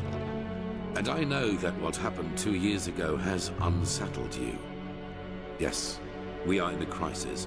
Yes, our foundation seems to be shattered. And now you believe that I profane even what little is left by consecrating a pathless one. But you are wrong. It was always people who have given strength to the Order. People like you and me. Yes, we did serve the Lightborn, but because they embodied an idea. The idea of peace through stability. And even now, after their demise, we will pursue this idea. We are facing a threat that endangers the world as we know it. And to fight it, we need one thing above all others: the readiness to make sacrifices for the greater good. This man, like Novice Sakaresh, has shown this readiness. He is talented and has a gift, and thus carries responsibility. But instead of running from this responsibility, he faced it and found us. Consecrated ones, repeat my words. This is the day when my old me dies away. For today, I receive the sigil. This is the day when my old me dies away. For today I receive the sigil. From now on, I live to protect, by sword and mind, the path, my land, and those who are without strength.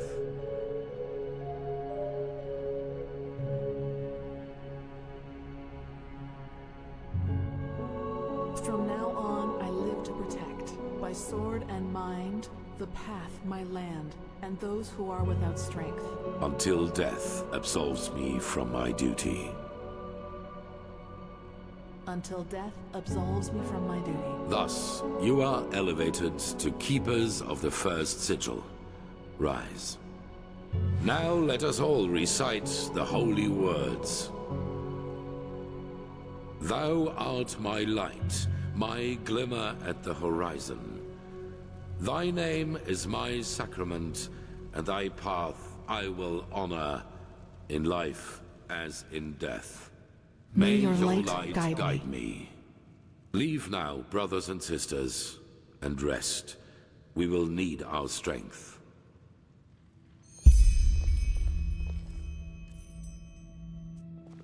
Go and get your armor at the Temple's Forge.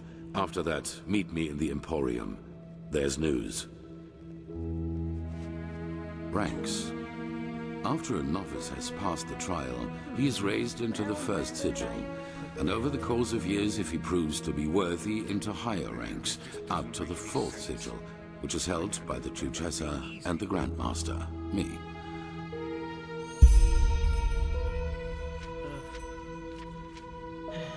Of the first sigil, yes. Our masters will teach you, our smiths will equip you. That is all that I wanted. Walk blessed. Yes, that just might work. And that's it. It feels strange.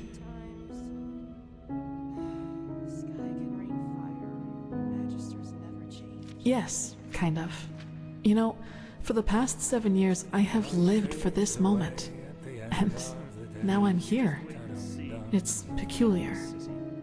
Anyhow, let's talk when there's something new to talk about. Walk blessed, brother. Walk blessed, prophet.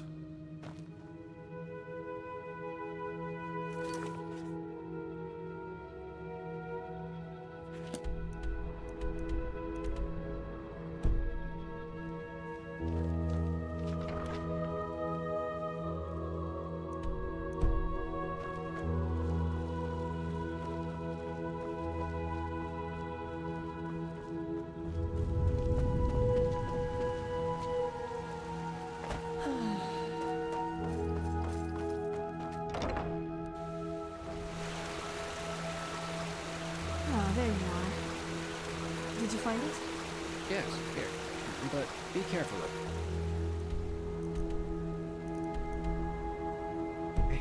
Imagine the Red Madness? You mean... Walk blessed.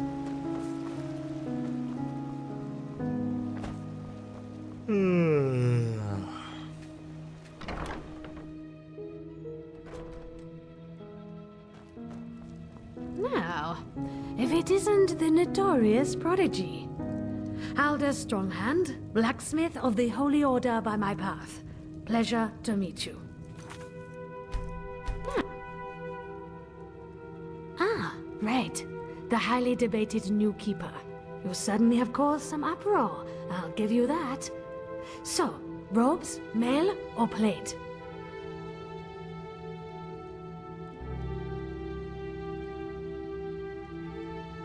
Walk blessed. Walk.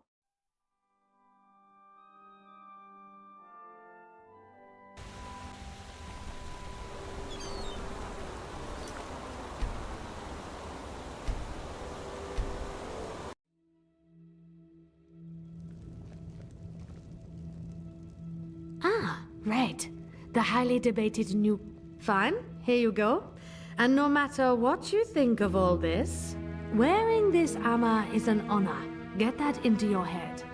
Most of us had to wait decades for it. Walk blessed.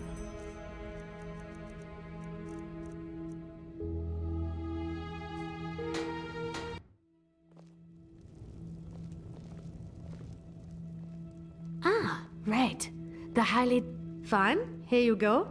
And no matter what you think of all this, wearing this armor is an honor. Put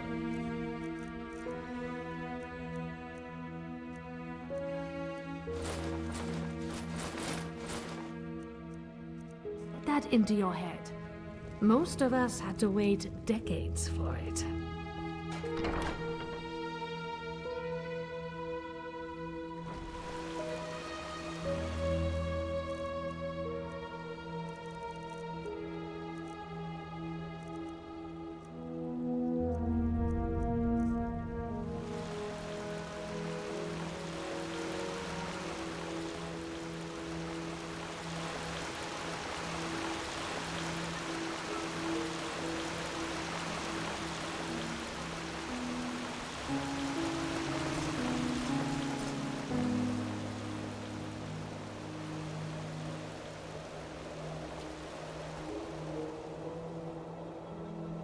Well met.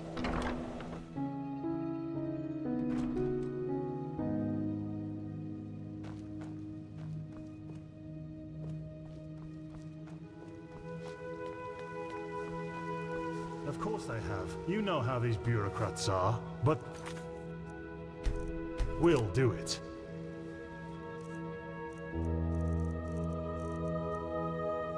Very good. Thanks for your efforts, my friend. Don't mention it. I just hope you know what you're doing. You know, many see the course the Order has taken since you came back as disquieting. Narazul's mages in the temple? An outlander as a keeper? It's a lot to take in. I know, Jorik. But someone has to deal with the threat. And if we don't, no one will. Yes. I suppose you're right.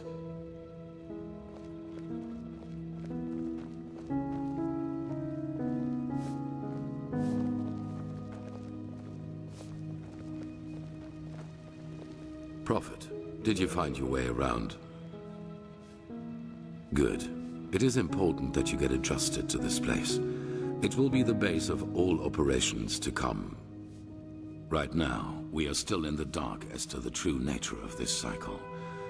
All we have are fragments, but we will change that. There are 2 trails we have found. I want you to go after both of them. The first one has to do with the stone fragments from Old Rashengrad. Pegast has not yet told you, but all of them together form a so-called sigil stone, which we urgently need. The Arcanists have already put it together, but we still lack a part of the ritual to activate it. And for that, we need the memory of a dead person. The second trail revolves around a discovery we made in the Heartland. It could be a significant, if not the only prospect we have in this fight. Where do you want to start?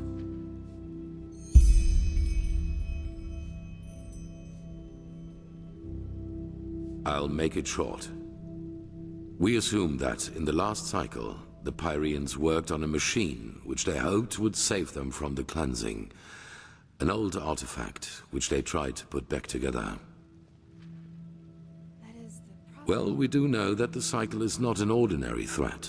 It functions in a way we have not even come close to comprehending, almost like a cosmic force. This makes it naive to believe one could face this threat like a foe made of flesh and blood. Maybe, however, this machine can. As I said, the Pyreans didn't invent this machine. They merely reconstructed it from old plans they found somewhere. And if they thought this idea was worth pursuing, we should at least look into it. Pegast found an old ruin named Old Dothelgrad, which seemed to be some kind of laboratory of the Dilgar, one of the ruling castes in the Pyrean era. She assumes that we might find hints about this machine there, or maybe even a prototype. I want you to help her in any way possible. Maybe your gift can reveal things normal eyes can't see.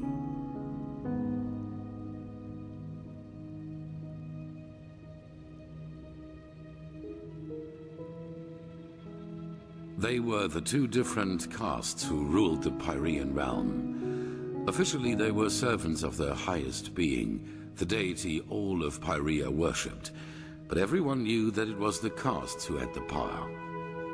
And while the Ishian valued tradition, the Dilgar valued progress, which, as you can imagine, led to differences between the 2, to say the least. They were the Lightborn of the Pyrean era, you could say.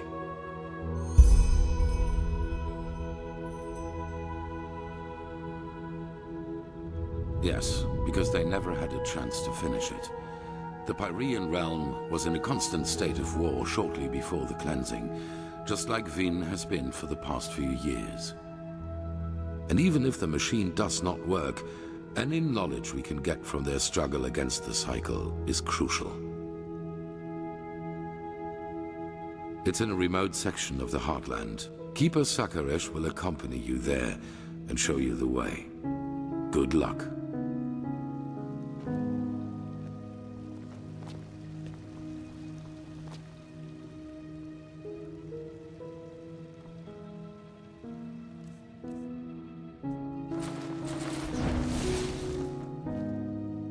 There you are. The Grandmaster already briefed me on our mission. Shall we go?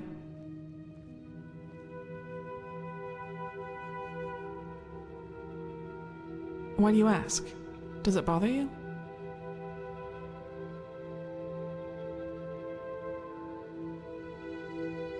Yes, that's true. To answer your question, I don't know. I assume I am accompanying you because we both did the trial together, but as to why you are assigned to such a crucial mission is beyond me. It seems the Grandmaster really does believe in your role as a prophet, whatever that may mean. But anyway, I suggest we save these questions for later. For now, let's focus on the task at hand. Yes, the ruin isn't far from here. Just meet me at the Myrids Tower in the Northern Heartland. I will wait for you there once I finish my preparations.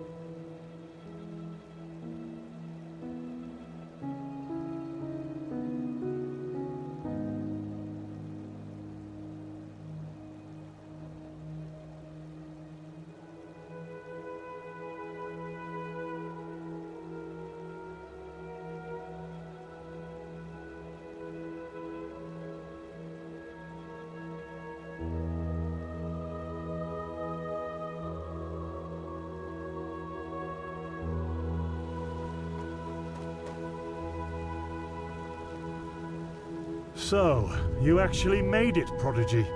Congratulations. Even though I'm not sure everyone is as glad about that as the Grand Master. Should I? I don't know if you deserve to be here. Sakaresh does. She has proven it for close to 10 years now. But you... Maybe there is something to the Grand Master's talk about you being one of these emissaries, and maybe you can indeed help us in some way. But you're still an outsider. No matter which crest you wear on your armor, that won't change.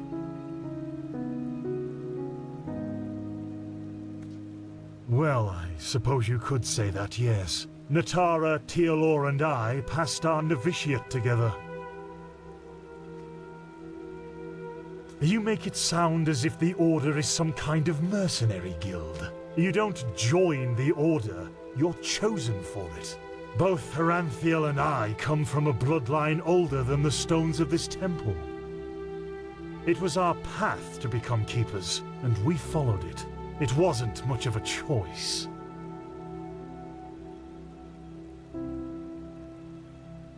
That's a different story, and not one for today. It was our path to become keepers, and we followed it. It wasn't much of a choice. No. But enough of the chit-chat. I'm really not in the mood for it. Good luck with whatever the Grand Master has planned for you.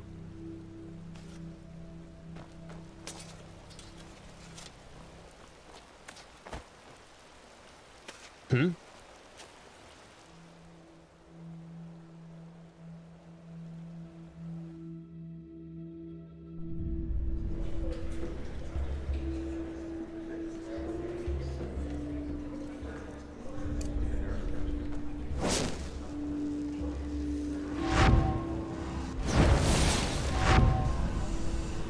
Steel crabs, always in the way of progress.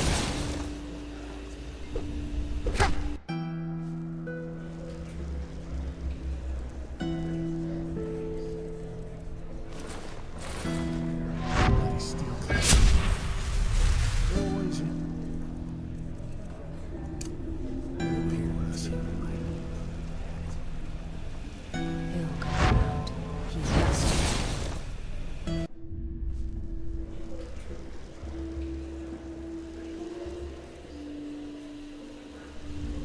Steel crabs, always in the way of progress. He'll come around. He has to. A What? sunchild, huh? Word of advice. Fair Don't enough. go sauntering Maybe there's a around trick or dark two I could alleys show down you, here. but And trust watch me, your they pockets. don't come cheap.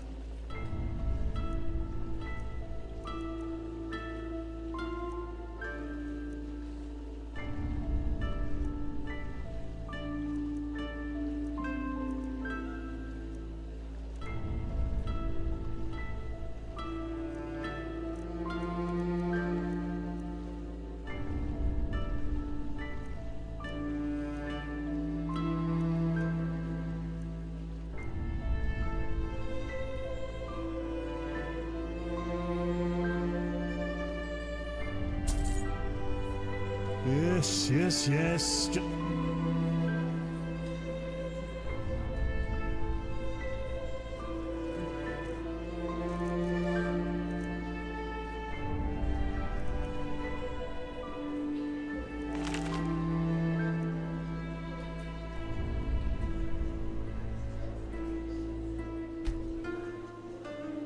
Along, will you? Fair enough. Maybe there's a trick or two I could show you, but trust me, they don't come cheap.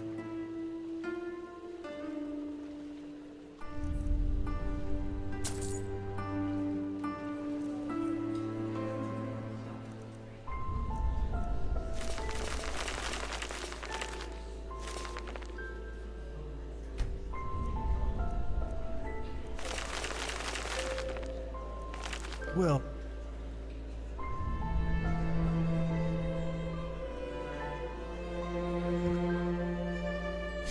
Fair enough. Maybe there's a trick or two I could show you, but trust me, they don't come cheap.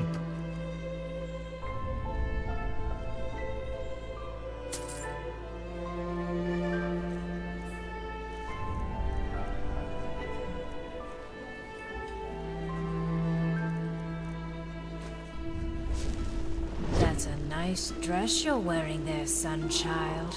I'd be careful. Some people down here would kill for something like that.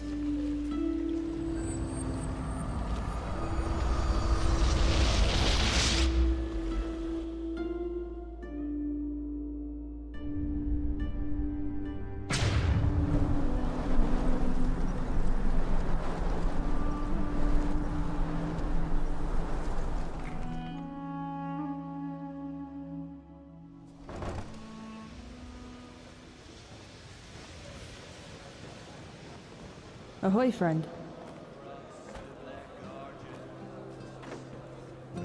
May your path always be easy. Outside of him, live to tell about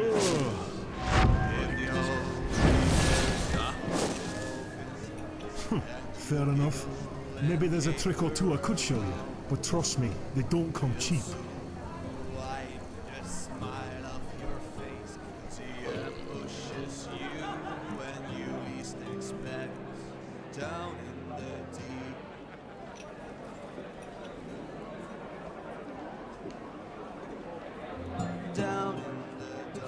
Fair enough. Maybe there's a trick or two I could show you, but trust me, they don't come cheap.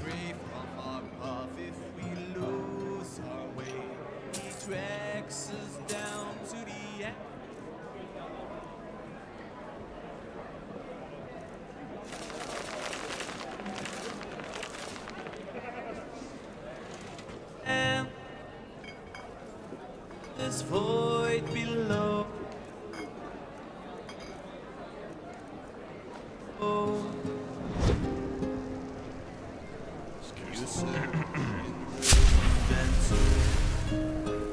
Or pathless writings and treasures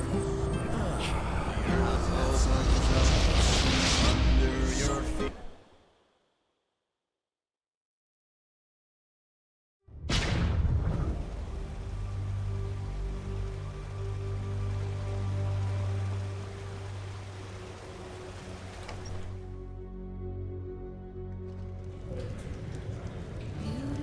Malphas's blessings. Ruler of the Undercity, Vatura. What's her name? She was feared and desired. Beggars, thieves, and murderers were falling at her feet. As mistress of the castaways, she was worshipped. Fair enough. Maybe there's a trick or two I could show you, but trust me, they don't come cheap. Tongue of gods, any lewd and contraband were passing through her hands. Bribe, deceit, and robbery, no means to follow fall for her. The art of crime she mastered like no one ever had.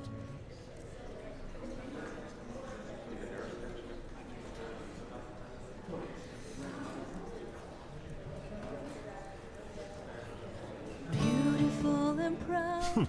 Fair enough. Maybe there's a trick or two I could show you, but trust me, they don't come cheap. Sleepless until dawn. Many eternal beasts, they visited her chamber.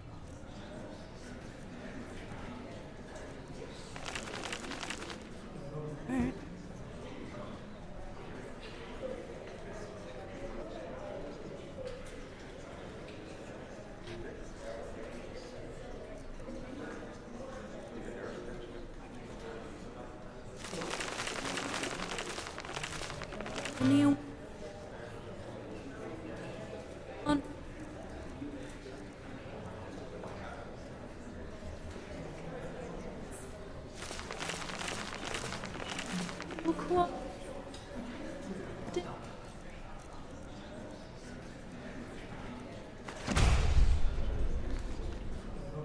do no shame.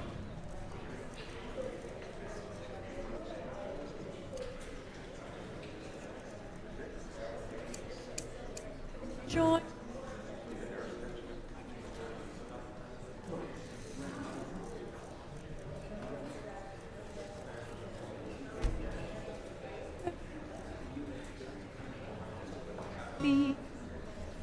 eyes. Her heart was empty, cold and sore, yet she craved for more and more. So little Malphas's blessings.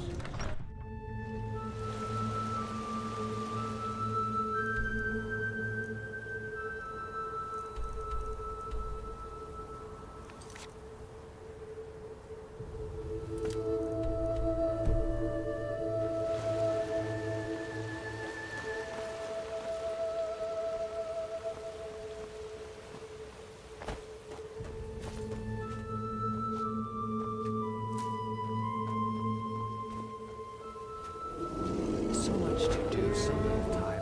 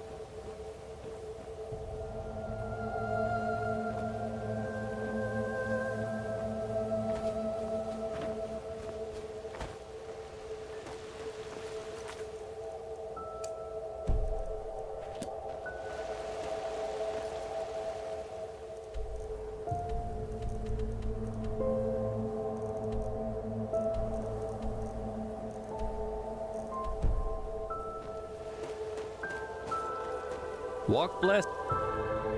Sure, where to?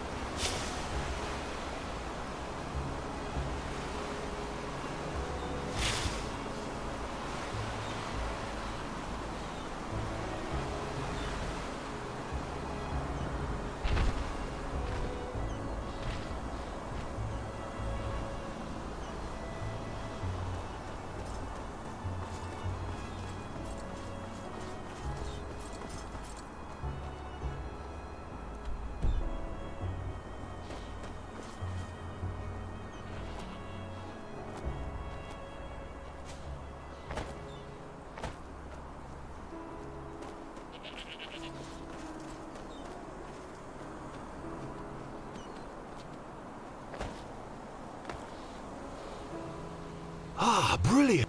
However, he still needs more. Come back once you've found them.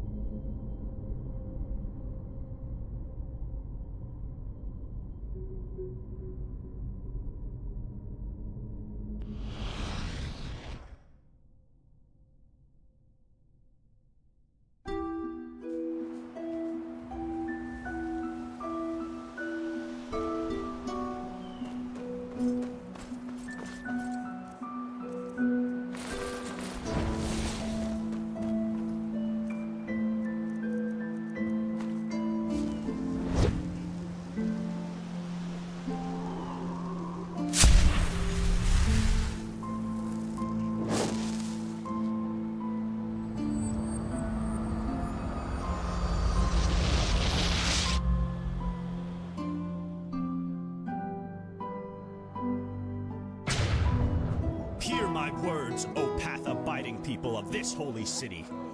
A miracle has happened. A miracle that must... Greetings. Sure, take a look.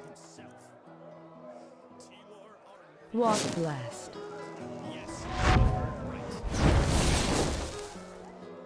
Sure, take a look.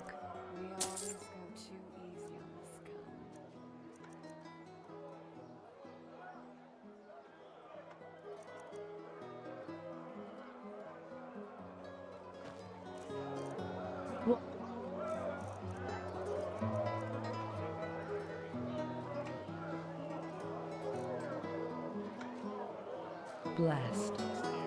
Hello. What? Sit, my sir.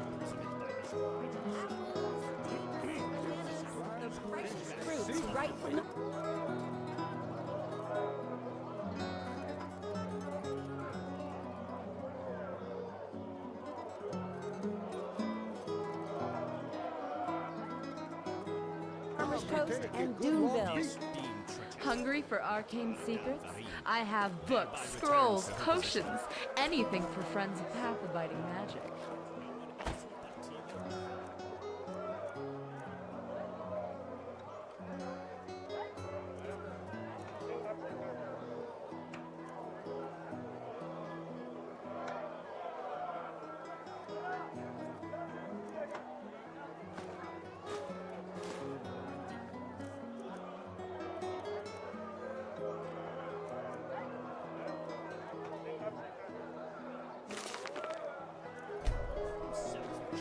This holy city from this day on.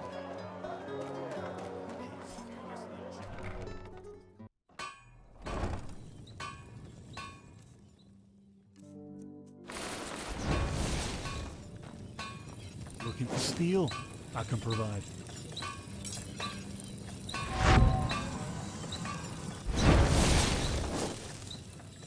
Everything for the path-abiding soldier.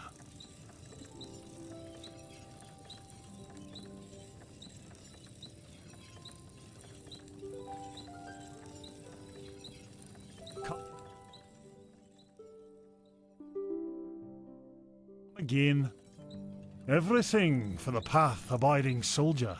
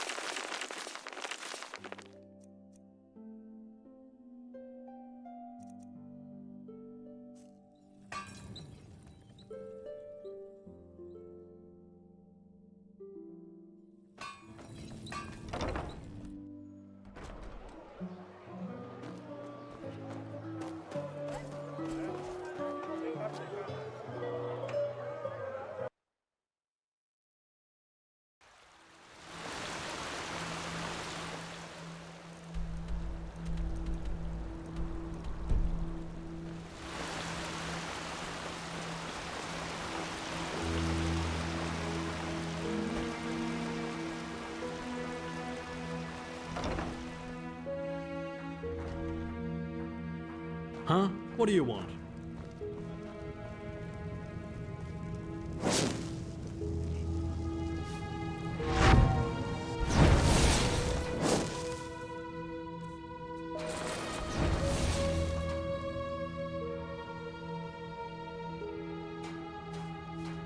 Sure. You'll have to pay normally, though. As much as the Grandmaster favors you, metal and work don't come for free.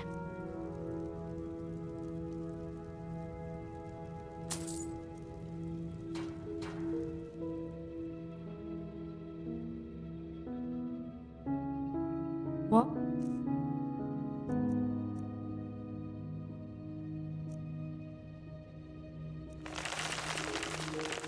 Black. What? Black.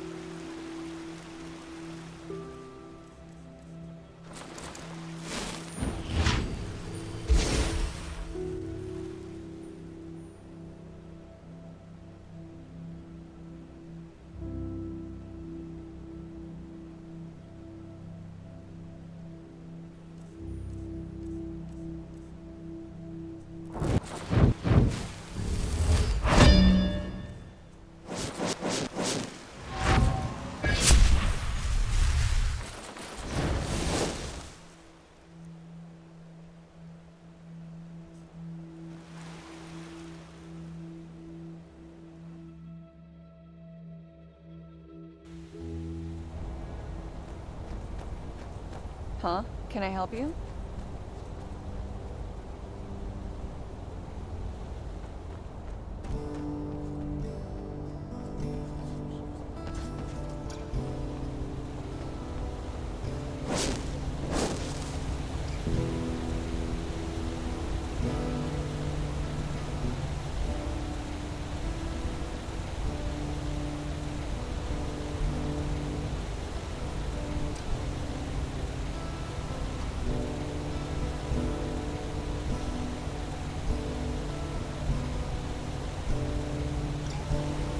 Walk blessed, friend. Where are you headed? Sure, where to?